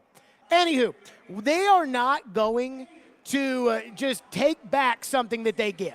Like, so once you get this wild card series and you get the 2 extra teams, it's not going away. I mean, it's staying here for good. So here's what I think they should do. I think what they should do is I think that the baseball season ends on Sunday. I think they should play the first game of the wild card series on Monday, and they should play the second game on Tuesday, and they should have a doubleheader. If it's, if one team, if it's 1-1, they should have a doubleheader and play game 3 that night. Because then you're only taking 2 days off before you start the division series, and you are going to completely wreck the pitching staffs of the wild card teams. So now securing your division and the bye and home field has humongous advantages to it. I don't think they'll do that. I think they should do that. I don't think they're going to do that. This is what I think is going to happen. Yesterday after the game, I was listening to Mookie Betts, and he was just talking about how, he didn't do well enough and they didn't do well enough and everything else. What baseball's going to do is they're going to put their hands over their eyes and their ears. They're la, la, la, la, la, la, la, la, la, even though it is so obvious that this wild card series is terrible for the season. Like, I'm going to tell you, if the Braves lose tonight, I am going to root against winning the division next year. I am going to root for us to make it to the wild card series and not the division. It's like, oh, yeah, you're up 3 games with 8 to play. Please lose. Because you cannot win. You cannot win if you win your division. And people will say, well, the Astros, the Twins are like a minor league team with 1 good pitcher. That's different. When you're talking about, playoff team versus playoff team, these teams that have been playing baseball and these teams that have been sitting on their tush, it's night and day. So, to me, it's ridiculous. And I just know Braves are going to lose, and it's going to be what it is. But this wild card series is just atrocious. Just talk about a freaking train wreck. 615-737-1025. If you want to weigh in on that, you can. I just had to get that off my chest, and I am expecting that the Braves will lose tonight. I will say this, by the way. Ian, did you see Bryce Harper when he was running the bases and he was staring down the shortstop? Yeah, I was reading about the whole behind-the-scenes stuff on that. So I've been thinking about this, right? The pitcher for the Braves, Spencer Strider, throws about 100 miles an hour. Oh, boy. I think this is the time where you back somebody up. Like, this is the time where a Pedro Martinez or a Roger Clemens is going right to the dome. And so he bats third in the first inning. If I'm Spencer Strider, I'm getting the first 2 guys out, and then I'm hitting them. Now, if I don't, then I got to pitch to him because I can't put myself into a big inning. But it's not so much about the anger of what Bryce Harper did, like show me up, I'm going to put you out on the. It's more so like a message to the Phillies and to that crowd in Philadelphia of, we ain't backing down. So you want to throat slash and you want to stare down and that's fine. We ain't backing down. That's what Roger Clemens did to A-Rod in an ALCS years ago. I'd be thinking about doing that now. I don't like that I'm going to throw at you because I'm mad at you. I am okay with the I'm going to throw at you because it's time to send you a message. 615-737-1025. Titan fans, I think a minority of them, but a very vocal minority, Titan fans want to quit on the season, even though they're only 2-3. You people must be crazy. We'll get to that coming up next. Stillman and Company right here, 102.5, 106.3 The Game. Every Wednesday at 8:30. Call. Join Robbie and Rexroad for The Choice is Yours. 2 sports questions, 2 non-sports questions. They'll answer a couple of questions about life and sports. The Choice is Yours is built by Jarrett Companies. You have a choice. So when you have a need for site and utility work, fire protection, concrete and asphalt services, the choice is simple. It's Jarrett Companies. For more, visit JarrettCompaniesInc.com. The Choice is Yours. Wednesdays at 8:30 on 102.5 and 106.3 The Game and the Game Nashville app. ElectronicExpress.com. We make it happen. Time for the Preds Report. Presented by Newton Nissan. Max Hers in for Pete Weber with your Thursday Preds Report. The Predators' home opener is tonight at 7 o'clock against the Seattle Kraken at Bridgestone Arena. Come down early for the Plaza Party and the annual Gold Walk presented by Regions Bank as players will enter Bridgestone Arena dressed to the nines starting at 4 o'clock on the main plaza at the corner of 5th and Broadway. Predators and Seattle Kraken at 7 tonight. Second game of the season for the Preds after they lost 5-3 on the road against the Tampa Bay Lightning in the season opener on Tuesday. Radio coverage starts at 6 o'clock here on 102.5 The Game with puck drop at 7. All the best car deals in Smashville start at Newton Nissan. Visit them at Newton Nissan of Gallatin or Newton Nissan South in Shelbyville. This is Nashville's best sports talk. ESPN 102.5 The Game. It's time to celebrate this fall and unleash the beast. Monster Brewing proudly presents to you Beast Unleashed. 0 caffeine, 0 sugar, all the adult beverage fun. The Beast is unleashed with great taste, bold familiar flavors, and 6% alcohol. Go wild with Mean Green, White Haze, Peach Perfect, and Scary Berries. Don't fear the Beast. Enjoy Beast Unleashed at your next tailgate or football party. Drink responsibly. Must be 21 and over.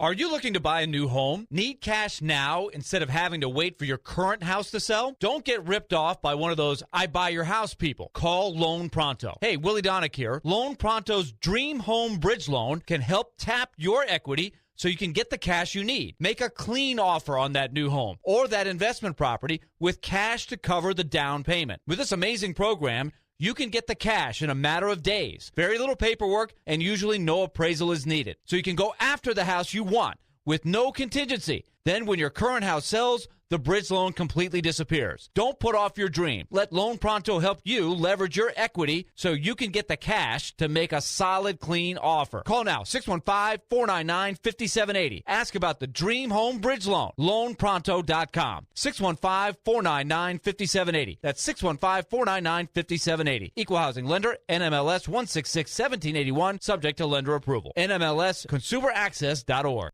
Hey, it's Jared from my friends at Hiller. If you have some things around your home that you've been putting off fixing, like your regular HVAC maintenance or a clogged bathroom drain, Hiller has some big discounts this month. When the temperature drops and you start using your heater for the first time, you do not want to be dealing with breakdown issues, and this month, Hiller is offering half off HVAC tune-up. And Hiller is bringing back their $99 drain cleaning special. These deals only last this month, so be sure to call today. That's Hiller Plumbing, Heating, Cooling, and Electrical, proud supporters of the Preds of Falls and Vandy. Hiller, call the Happy Face Truck today.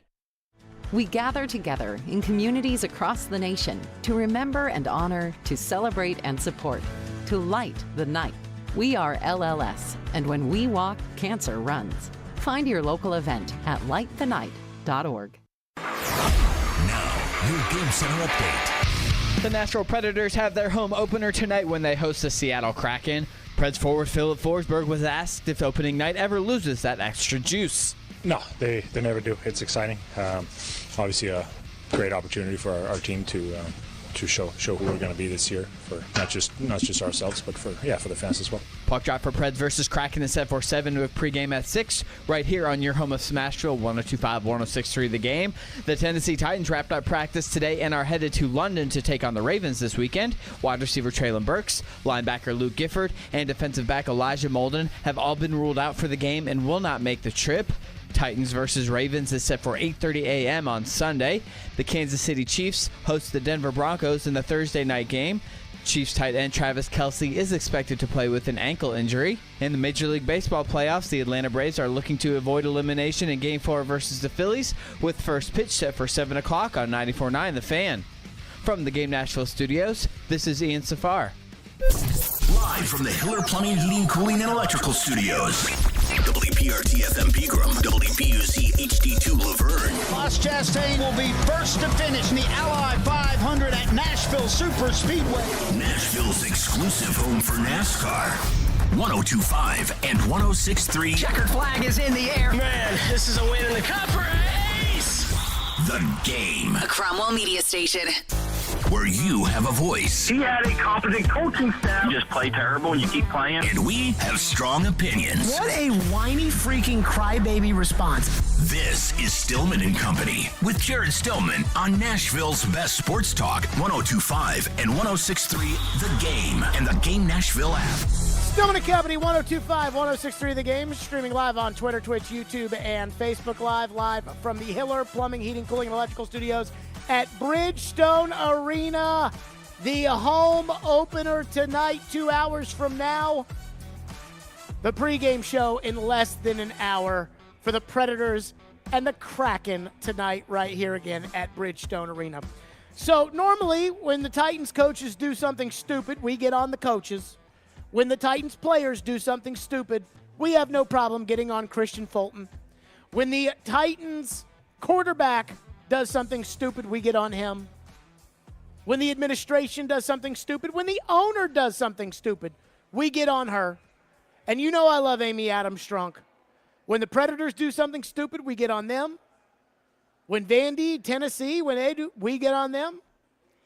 But today we got to get on the fans, the Titans fans, for doing something stupid.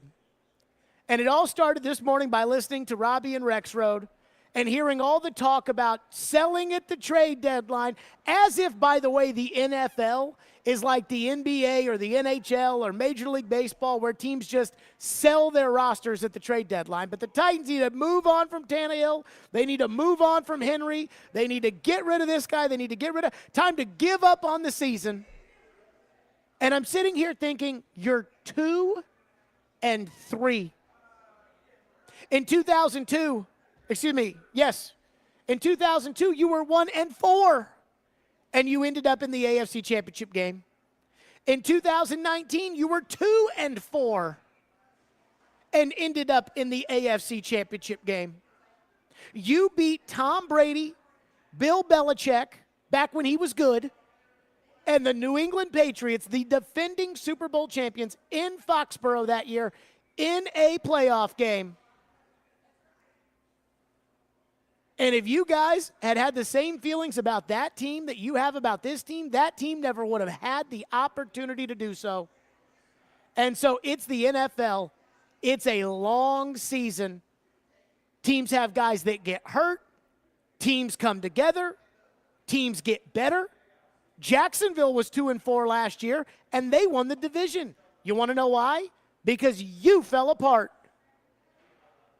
If Danico Autry doesn't get hurt at Green Bay last year, Jacksonville probably doesn't win the division. But guess what? That's how the NFL works. So I don't understand everybody out there treating the Titans like they're the 0-5 Carolina Panthers. I don't understand Titan fans looking at their team that lost by a touchdown on Sunday, that did absolutely, positively everything wrong on Sunday, and lost by a touchdown. And you're treating this team with the same anger that New England Patriot fans are treating their team by, that just lost 34-0 after they got beat by 1,000,000 the week before. By the way, that 2019 Patriots team that you beat in the divisional round of the playoffs in Foxborough started the year 8-0. So after 6 games, when the Patriots were 6-0, with the greatest quarterback who ever lived and the number 1 defense in the NFL, and the Titans could not complete a pass at Denver and were 2-4, did you think at that point there was any chance that Titan team could make the playoffs, let alone beat that 6-0 Patriot team? The answer is no. But football is a long season. So somebody texted in, and they said, I am so confused, in all caps, and said, last week, you said the Titans are losers. First of all, I said that 2 weeks ago after the Browns game. And I stand by it. You said the Titans are losers. This week you're saying hang on and keep the faith. What do you want? I think you were right the first time. They're losers. And who wants to watch a bunch of losers? We have enough pain in our lives. We're not trying to add to it by watching them and becoming disappointed. That was Matt and Madison. First of all, you're going to watch the Titans every year, and you know it. And I'm going to watch the Titans every year, every game, and it can be painful. I mean, you think you're having a hard time thinking about how this might be a lost season. I'm having a hard time thinking about how this might be a lost season. I mean, I got to talk about it every day. You know, you can ignore the Titans. I can't. But I know you're not going to. But here's the thing. The Titans are losers right now. The Titans are all of the things that we usually give credit to the Titans for, usually the things that, you know, the Titans should pride themselves on. Tough, physical. You got to bring your lunch pail when you play the Titans. They're not that right now. They complain about the referees. Jeffrey Simmons is talking about people doing their jobs. Christian Fulton is saying, you know, I am technically sound. When everybody's sitting there saying, yeah, he needs to be technically sound. But just because they're losers now doesn't mean that they're going to be losers in November and December and January. It's a long season. Last year, Cincinnati was 2-3, and they ended up in the AFC Championship game. The year before, San Francisco and Kansas City were 2-3, and they ended up in the NFC and AFC Championship games respectively. You win this week, you go to 3-3. San Francisco and Cincinnati last year were both 3-3. So this idea that the season is over, or that, you know what, even if the season's not over, Jared, we need to pack it in because there's no reason to have any faith, there's no reason to have any hope, is crazy talk in this league. Every team is supposed to be 8-8. The NFL is run like a socialist government. The best team gets the hardest schedule. The worst team gets the best pick. It's all supposed to be equal. These games come down to one or two plays, just like Sunday, just like the Saints game, just like the Charger game. I mean, I can look on paper right now. Here's the Ravens on Sunday. The Ravens are second in the NFL in defense, and they are second in scoring defense. The Titans are 24th in the NFL in offense. The Ravens run the ball very, very well. The Titans last week couldn't stop a nosebleed. The Ravens are great in the red zone on defense. The Titans are terrible in the red zone on offense. And the Ravens will be adjusted to London, having flown over there on Monday, and the Titans are flying to London, I assume, right now as we speak. It couldn't be more lopsided, right? And guess what? On Sunday, it'll probably come down to one or two plays because that's how this league works. When the Titans turned it around in 2019 and they went from 2-4 to the AFC Championship game to beating Tom Brady and the Patriots and beating Lamar Jackson, who was the unanimous league MVP, guess what? Titans won against the Chargers on a game at home because Melvin Gordon fumbled the football at the goal line at the end of the game. The Titans beat Tampa Bay because the referee blew his whistle before Brett Kern was down on a fake field goal that would have given Tampa Bay the win. One play here, one play there, one bad call. That's all it is. That's why you don't give up on an NFL season. That's why the other sports, you can give up.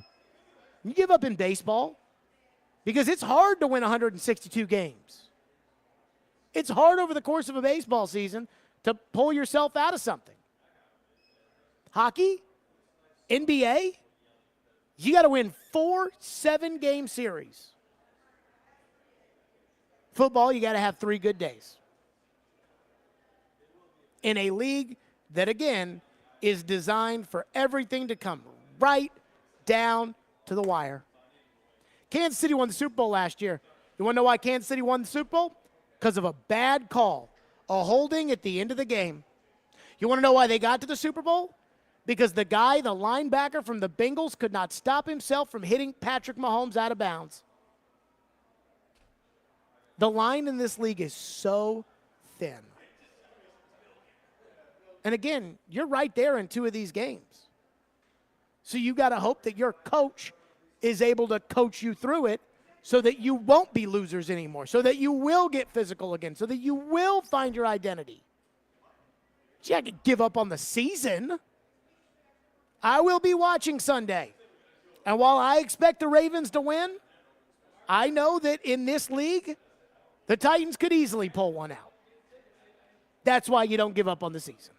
615-737-1025. A lot of you want to weigh in, so we'll do that. 615-737-1025. Now, I said this. There is one thing that is bothering me about the Titans and Vrabel. That I am kind of, if I were the owner, I'd be looking at this and putting it on notice saying, hey, we got to keep an eye on. We'll do that next. Stillman and Company, live from Bridgestone Arena, 102.5, 106.3 The Game. He breaks down every game. The players are still going to be fine. And knows the ins and outs of the two-tone blue. They deal with their own position coaches. He is ESPN NFL Nation Titans reporter Teron Davenport. It's clear what he's doing. TD joins every Monday at 1, Thursdays at 3, Friday mornings at 8, and anytime on the Talkin' with TD podcast. I think that's really cool how he could show both sides. TD is on 102.5 and 106.3 The Game and the Game Nashville app.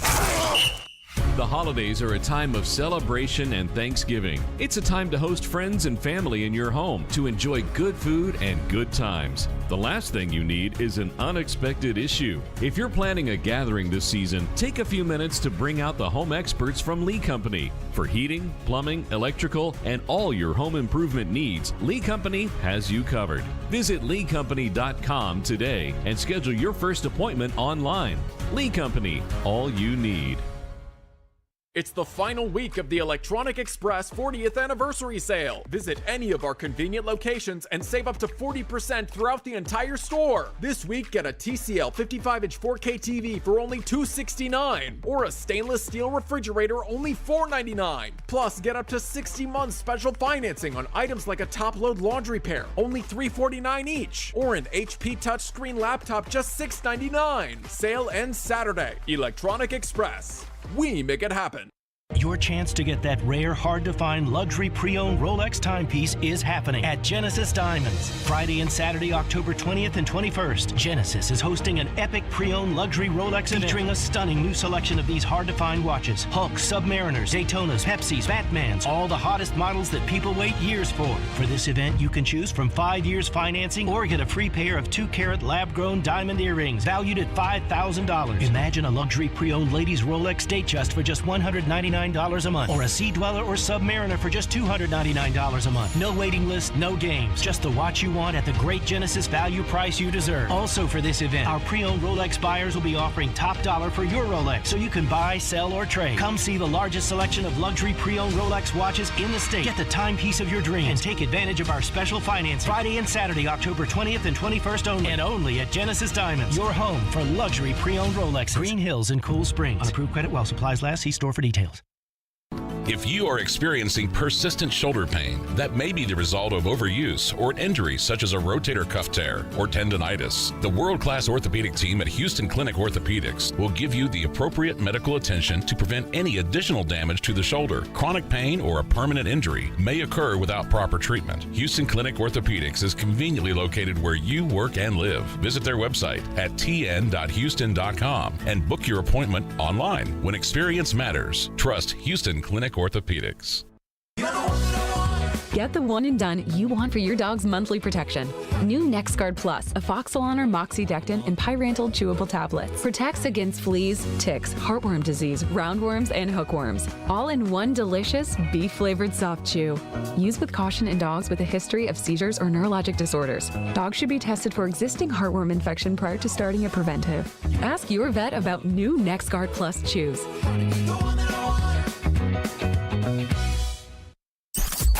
Want to weigh in on the conversation? It's a brain booster. Slide into our DMs.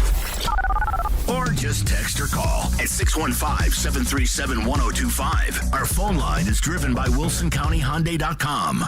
You're listening to Stillman and Company on 102.5 and 106.3 The Game and the Game Nashville app. Obviously, we'll win every week, but how much different would 3-3 be going into the bye? How important in your mind to get on track this week and have good feelings going into week? Yeah, definitely feel better than 2-4. I'll tell you that. So, yeah, that's the goal, to hopefully go into the bye week with a win and have some momentum. But we got to go out here today, practice, get better, and then head over there and be locked in when we get over there as well. So when we get to Sunday, we're ready to go. There you go. That was Derrick Henry talking about getting to 3-3. And so a bunch of you guys want to quit on the season. A bunch of you do not care about getting to 3-3, and you just, no. Even if we win Sunday, Jared, it doesn't matter. Ready to give up on the season. Phone lines driven by WilsonCountyHyundai.com, 615-737-1025 if you want to weigh in. Texter says, I think fans are just ready to see the future at quarterback. I'd like to know if the Titans have a stud at quarterback or not before June of 2024. So I actually heard this chatter on the morning show today. And Junie Riddle, who's sitting right here, was talking about how, all the other teams, the Indianapolises, the Houstons, their young quarterbacks are succeeding, and your young quarterback is behind because he's not playing. And I thought to myself, wait a minute. Since when did playing as a rookie define whether or not a young quarterback was going to be successful? I mean, I remember when Vince Young was Rookie of the Year. I also remember when Vince Young threw his pads in the stands. Patrick Mahomes did not play as a rookie. Mitchell Trubisky did. So was Mitchell Trubisky ahead of Patrick Mahomes that first year? Were the Bears set at quarterback and Kansas City didn't know what they had? Aaron Rodgers sat for 3 years. Alex Smith played right away. So I don't understand where this whole if Levis doesn't play, then he is clearly worse than Richardson and Stroud, who are playing. I don't understand where it's a binary choice. Play the young quarterback and he gets better. Sit the young quarterback and he doesn't get better. See, I actually think Anthony Richardson's injury is a good thing for the Indianapolis Colts, because Anthony Richardson now knows, dude, you can't play the way you're playing right now, or you're not going to last in this league. And instead of just a talking to from a coach, instead of Trevor Lawrence after the first game trying to help a man out and say, hey, dude, you can't do this. He's going to be sitting there with his arm in a sling for the next 4 to 6 weeks thinking, man, I better change the way I play. And he's going to get to watch a pro in Gardner Minshew play. You're not going to know if you have a stud, even if Will Levis shows up and does look the part right away. Everybody tells me about C.J. Stroud. You know who had the single best debut as a quarterback in the history of the NFL? Ian, which quarterback had the single best first start in the history of the NFL? That would be Marcus Mariota. Oh, was he a franchise quarterback? I mean, this is crazy talk to sit there and say it's not that I want the team to be bad. It's not that I want to give up on the season. I just want to know if we've got the quarterback of the future. You're not going to know. You're not going to know how the kid acts in the meeting rooms. You're not going to know how the kid acts towards the coaches. You're not going to know about his work ethic. You're not going to know about his ability. You're not going to know any of that. Woo! Texter into the text line says that 2019 Titans team that turned it around also went to Baltimore and shut the Ravens down too, and nobody thought the Titans could beat them. You know what's crazy about that? Is that Baltimore team in 2019, they went on that run of all those wins and everything else. And I remember one of the things was if you get in short yardage against them, they're unstoppable. With Lamar Jackson running the ball, they are unstoppable when they do that. And the Titans stopped him on 2 4th downs. And after one of the 4th downs, they hit Khalif Freeman for a deep touchdown. After the other one of the 4th downs, Derrick Henry broke off a huge run. That's why you try to get there. That Titans team probably couldn't beat the Ravens 4 out of 7. But in the NFL, you don't have to play 4 out of 7. Chris is up next here on the program. Thank you for calling. Thank you for waiting. What's up, Chris? Hey, how you doing, buddy? Good, go ahead. I just wanted to say that I know a lot of people are hating on our Titans right now, and they're upset. Yeah, I am too. I mean, we want better right now. But look, I'm proud of the guys, even though they've kind of stunk it up in a couple games. Henry's still Henry. I agree with you 100%. I don't think he's lost a step. I think he's the same Derrick Henry. He just ain't got the same kind of line that he had before. And I like Tim Kelly's play calling. I think he's done a great job. At least the other day in the Colts game, I really liked some of the things he done. I liked the way they switched it up, some of the calls he made. I thought he did a really good job. Now, we all can complain about Vrabel and how he may do this or not do that. Vrabel's a great coach, man. I think he's going to take these guys. Well, we'll see. I think he's going to get the best. I think we're a playoff team, maybe just on the fringe. I think we can squeeze in there. I will say this. See, I'm not as optimistic as you, Chris. Thank you for your call. I'm not as optimistic as you are. But we'll see. We'll see about whether or not Vrabel's that good of a coach. You know, yeah, Junie, get off the mic. So we'll see if Vrabel is that good of a coach. Because, I mean, hey, I listen to the morning show, and all they talk about is how great of a coach Mike Vrabel is all the time. I'm kidding. Robbie's just standing right there. But, you know, everybody has this, Vrabel's a great coach. Well, we'll see. Because this team right now has got a lot of problems, and it needs a lot of fixing.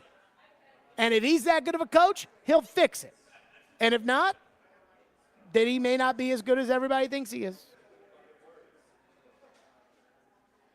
Josh from White House says, I'm not one of those Titans fans you're upset with. I hope I'm wrong. I don't think Levis or Willis will ever be as good or productive as Tannehill.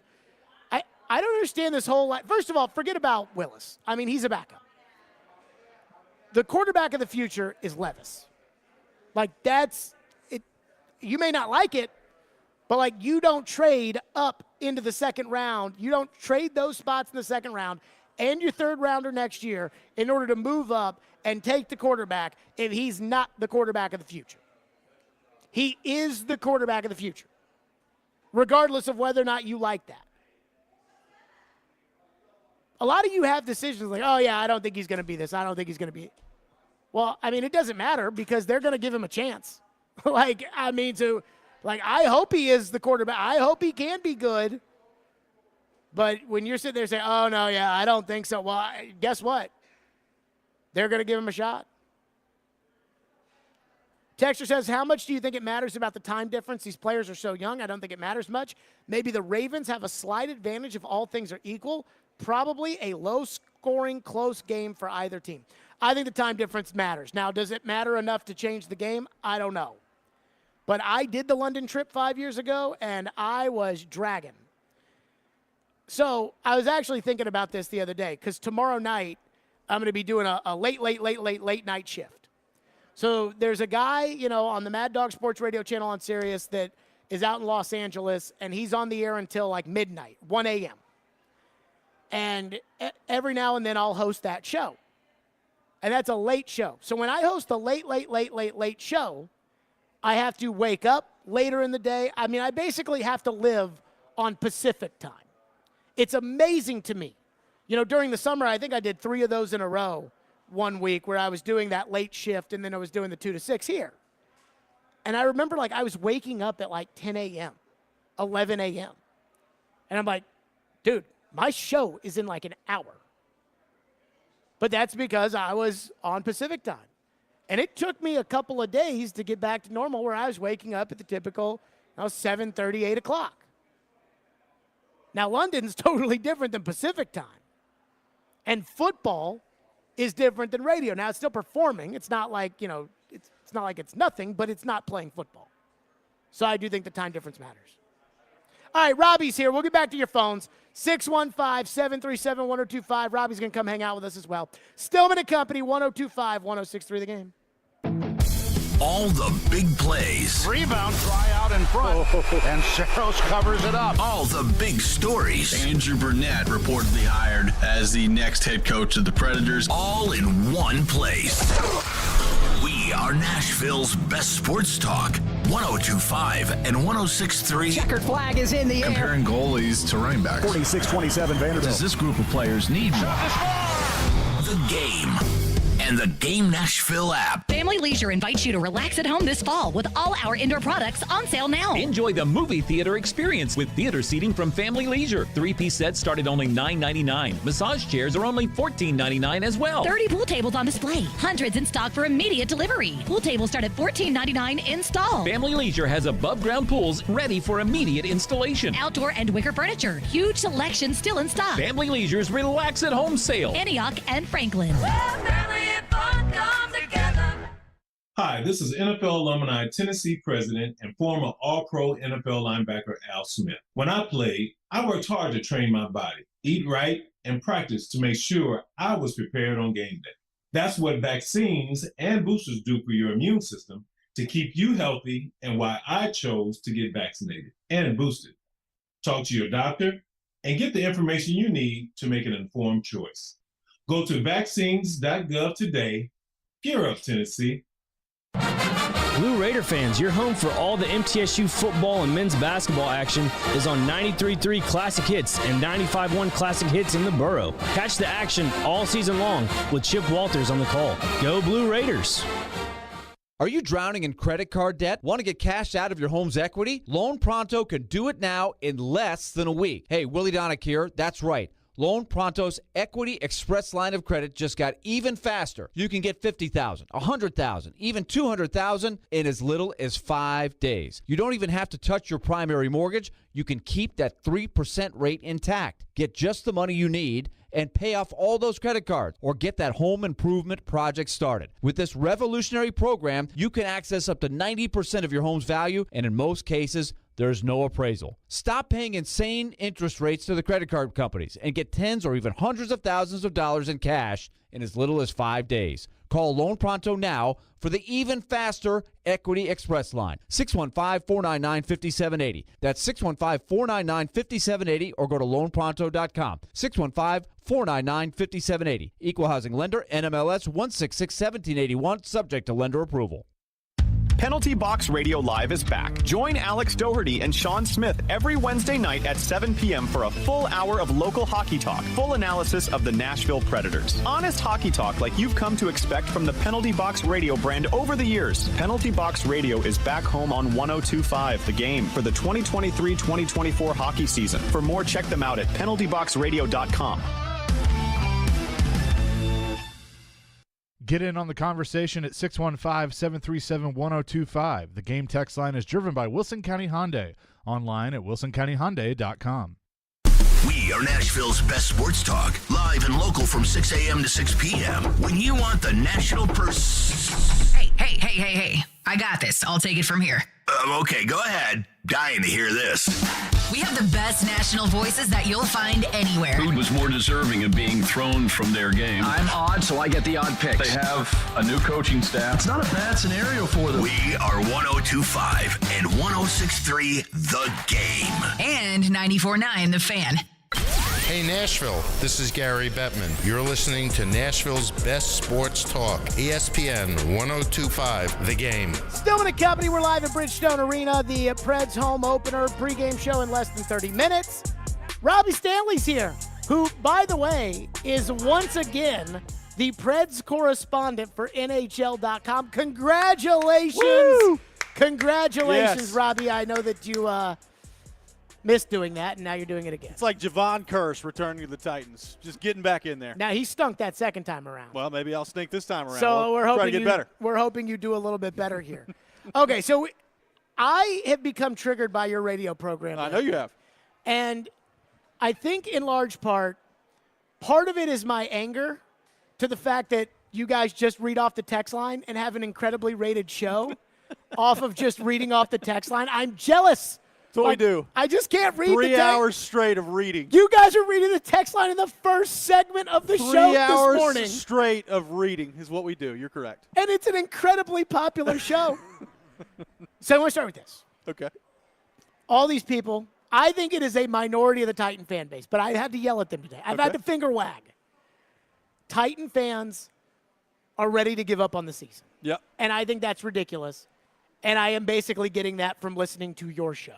Is that your show's fault, or is that the Titan fans' fault, or are the Titan fans right and they should give up on the season? Well, I don't think they should give up on the season.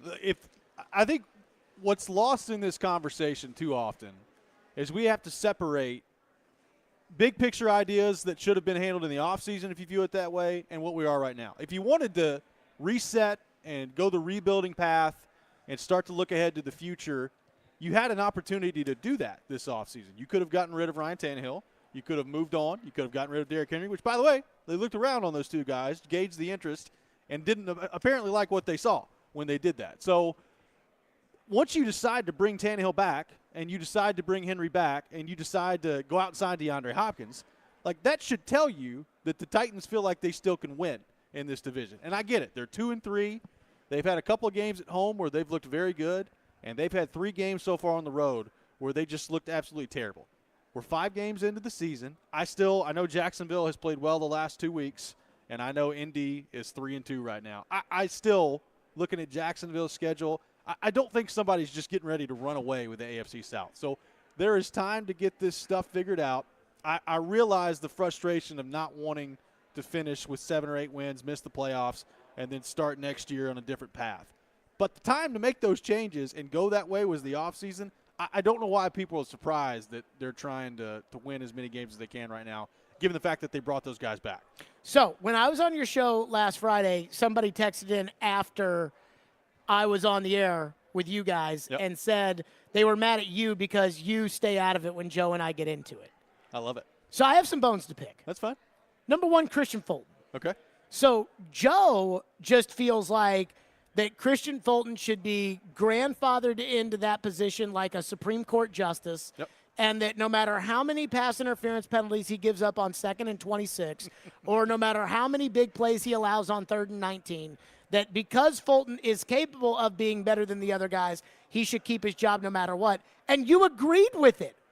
Why? Well, I did not agree with it. He sucks. I said that he should start this game, and I said this morning that he should start the game, and if he continues to play as poorly as he played, my leash on him is not going to be very long. So one pass interference and he's out. I'm not saying one, but if you get through the first half and Christian Fulton is absolutely terrible, but then by now it's too late. You've lost the game. Okay. And now you've lost 4 games because of him. Okay, but let me is ask he you, that important that I'm going to be willing to risk 4 games of my 17-game season because this league average corner might be league average? So what do you think's going to happen if they place Trey Avery out there? So what I'm going to do is I'm putting McCreary out there. Okay. And Molden's going to the nickel. I think so Molden you're going played to put the 8 guy snaps. in the nickel who can't run. Yes. His hamstring or groin falls apart. Yes. Within 8 snaps. Yes. Okay. I'm How do you going think to that. that's going to go? Probably not well. I bet you I can get my defense off the field on 2nd and 26 with that. I will grant you that. I bet I can get my defense off the field on 3rd and 19 with that. So what happens if Molden gets hurt and you got to move McCreary? Which, by the way, Molden's been on the injury report all week. So what happens if he gets hurt and you've got to move McCreary back to the middle? Kendall put Vildor. Trey Avery out there. I'm putting Kendall Vildor in there. Okay. Well, I mean, that's a heck of a strategy. You want me to tell you about Kendall Vildor? Sure. I don't know anything about him. Okay. But I think that I can get off the field on 3rd and 19 with him in the game. Well, look, Christian Fulton, nobody, I would hope, is denying that he has been awful to this point. But we have seen him play good football. Well, we've seen him play okay football. We've seen him play good football. We've not seen him play elite football, but we've seen him play good football.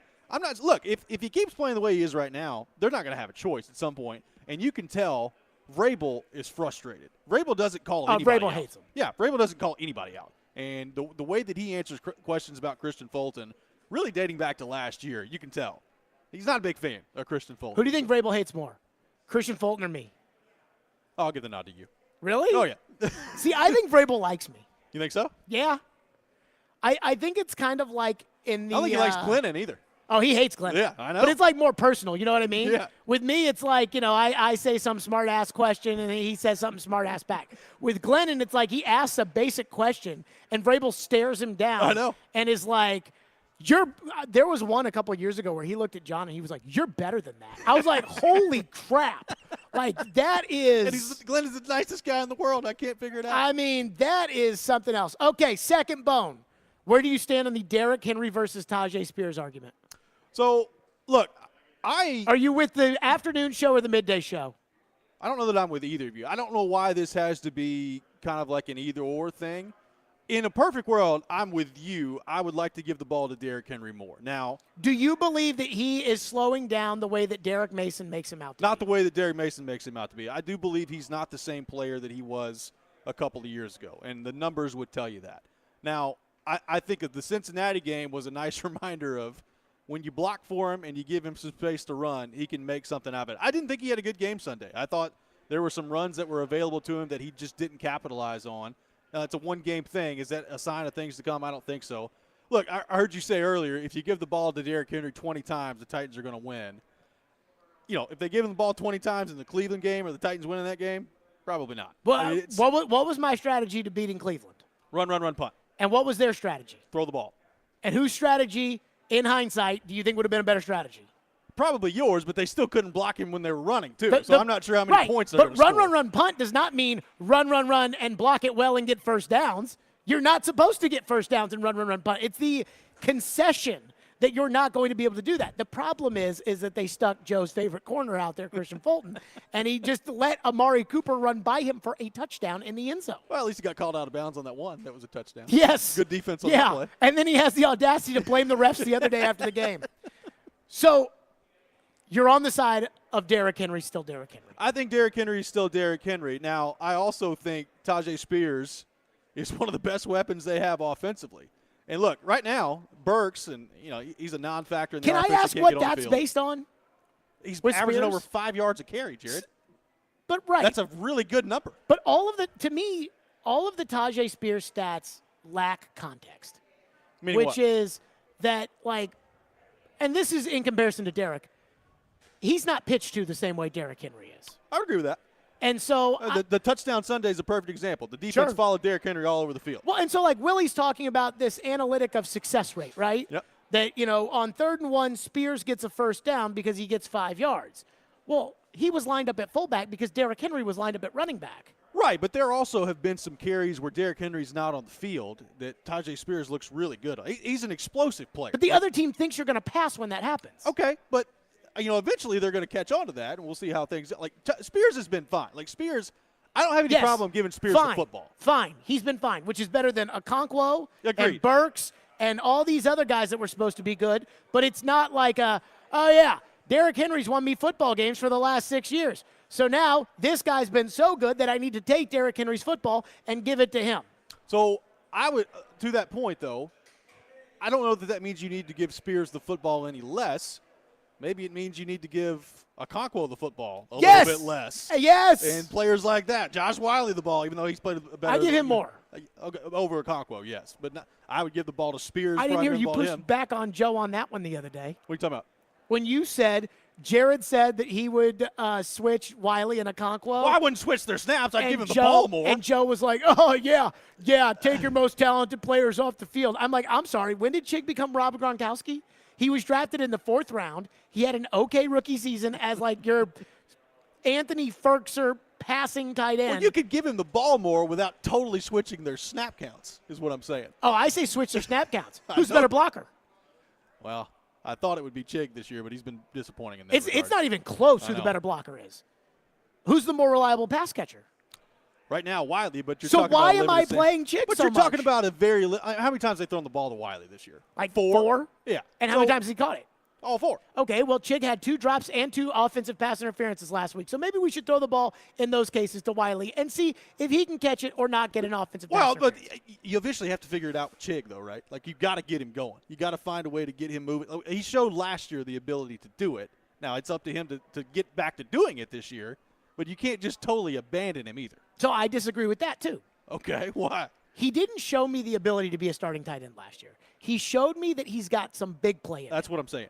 Explosion after the catch. Yes. And we just haven't seen that so far this year, in part because he's not catching the ball. So, like, when I look at the Titans, I see, okay, the guys that I really count on, the guys that I'm like, I got to get the football to these guys.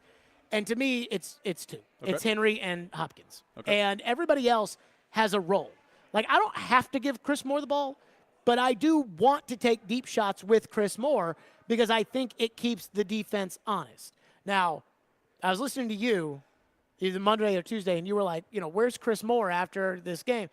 Tannehill had him on a deep shot, didn't take it. Well, what I'm saying is... And it's like, if that's going to be his role, they're going to have to take the deep shot with Chris Moore. Right, but I'm saying, we gave NWI and Chris Moore all this credit for stepping up without Burks the week before that, and then they combined for one catch for 9 yards. It's got to be better than that.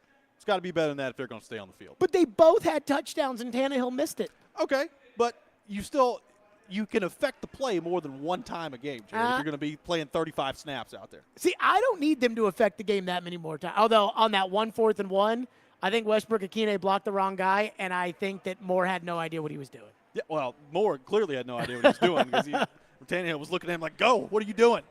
I mean, look, the other problem I have with that game is Hopkins. They could not guard Hopkins in the second half, and you get to critical situations like that down in the red zone. And the red zone, they've been so bad this year. And, Kaharski was on with us the other day. He pointed out they've targeted DeAndre Hopkins in the red zone twice, and one of them was from the running back on a pass the other day. They got to find a way to get him more involved in the red zone. Have you heard my theory on why DeAndre Hopkins doesn't get the ball in the red zone? Yes. That Tannehill doesn't want to throw a pick? Yeah. What do you think of that? Well, if that's the case, he's going to have to get over that. You got one of the best combat catchers in the NFL. But if he throws it and it gets intercepted, we're all going to say, but you had 3 points already. Well, you know what? Eventually, you're the starting quarterback. You got to get over what everybody else thinks. Throw the ball to DeAndre Hopkins. He'll catch the ball more times than not. Or he'll at least get to a position where the defender won't catch the ball if you give him a chance. He's done it his whole career. Do you know how many texts I've gotten about Tannehill that are like, he's got 5 interceptions, Jared? And I'm like, okay, the Bengals one was who gives a rat's ass.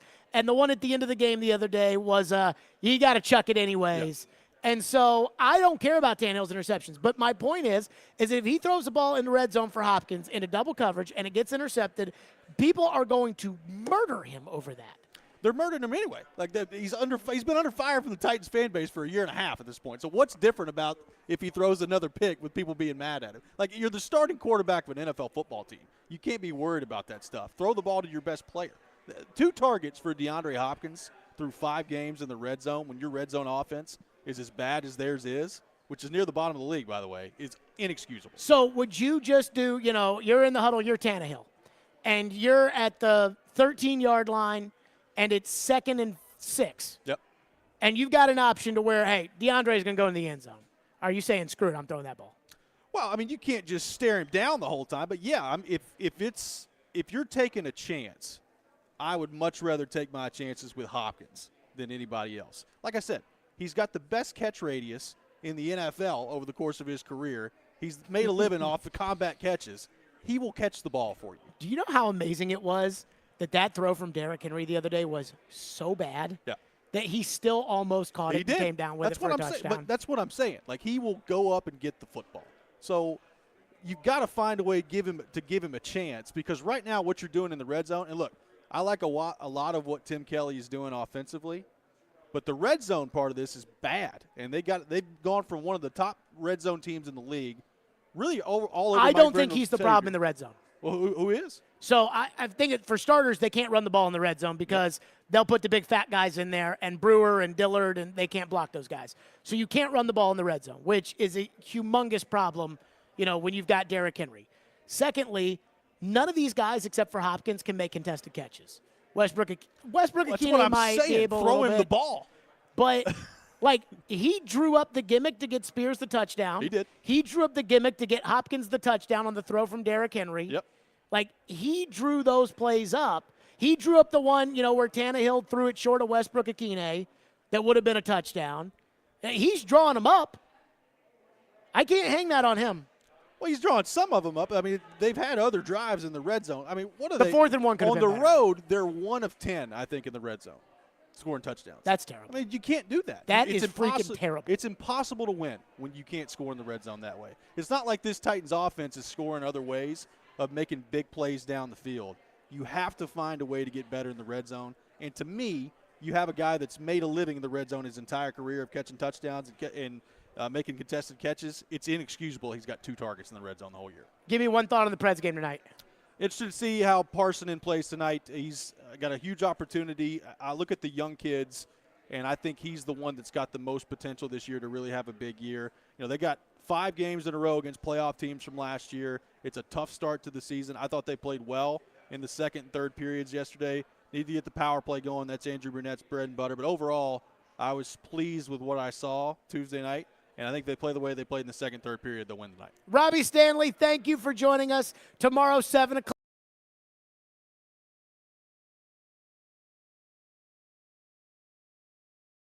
Look, we sit there and I think Joe was mad when I said that show is 3 hours of the text line. I don't think he understands that I actually meant that as a compliment. I don't think that other people understand, though, one of my favorite things on the earth is just sitting in the chair watching Joe get more mad and more mad, and the more you start talking. That's why I don't say anything. I just like to see him get fired up. You just let him roll with it? I just let him go. There you go. Predators game day's next. Stillman & Company, 102.5, 106.3 The Game. Vanderbilt football lives here. This Saturday, it's Vanderbilt and Georgia from First Bank Stadium. Kickoff at 11 a.m. Coverage starts at 9:30. Your home for the Commodores is 102.5 and 106.3 The Game and the Game Nashville app. Twin Peaks is the best in the game. Here, you're in the red zone for every college rivalry and divisional matchup all season long. On game day, you never have to decide which teams to watch, only what combination of bites, burgers, wings, and more to order. Plus, where else are your favorite draft beers always poured at a frozen 29 degrees? Only at Twin Peaks, the #1 sports bar.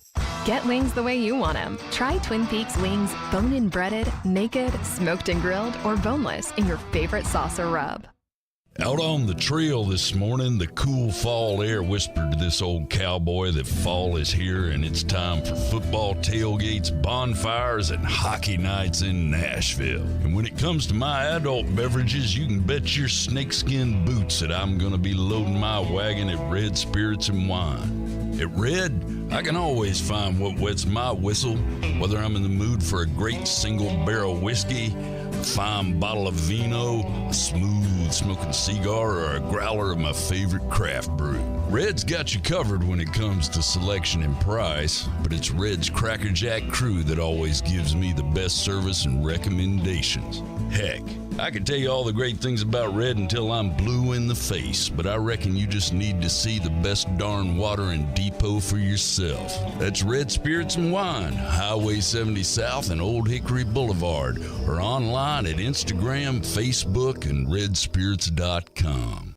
If you're hiring, it can feel like you're trying to find a needle in a haystack. You can hope the right person comes along, or you can just use ZipRecruiter. And now you can try it for free at ZipRecruiter.com/radio. In fact, ZipRecruiter has helped a lot of business owners find their needle in a haystack, like Marco, president of operations at Telly Tires and Auto Centers. Because Telly Tires has grown a lot in the last few years, Marco needed to hire everyone from a receptionist to a store manager to a head mechanic.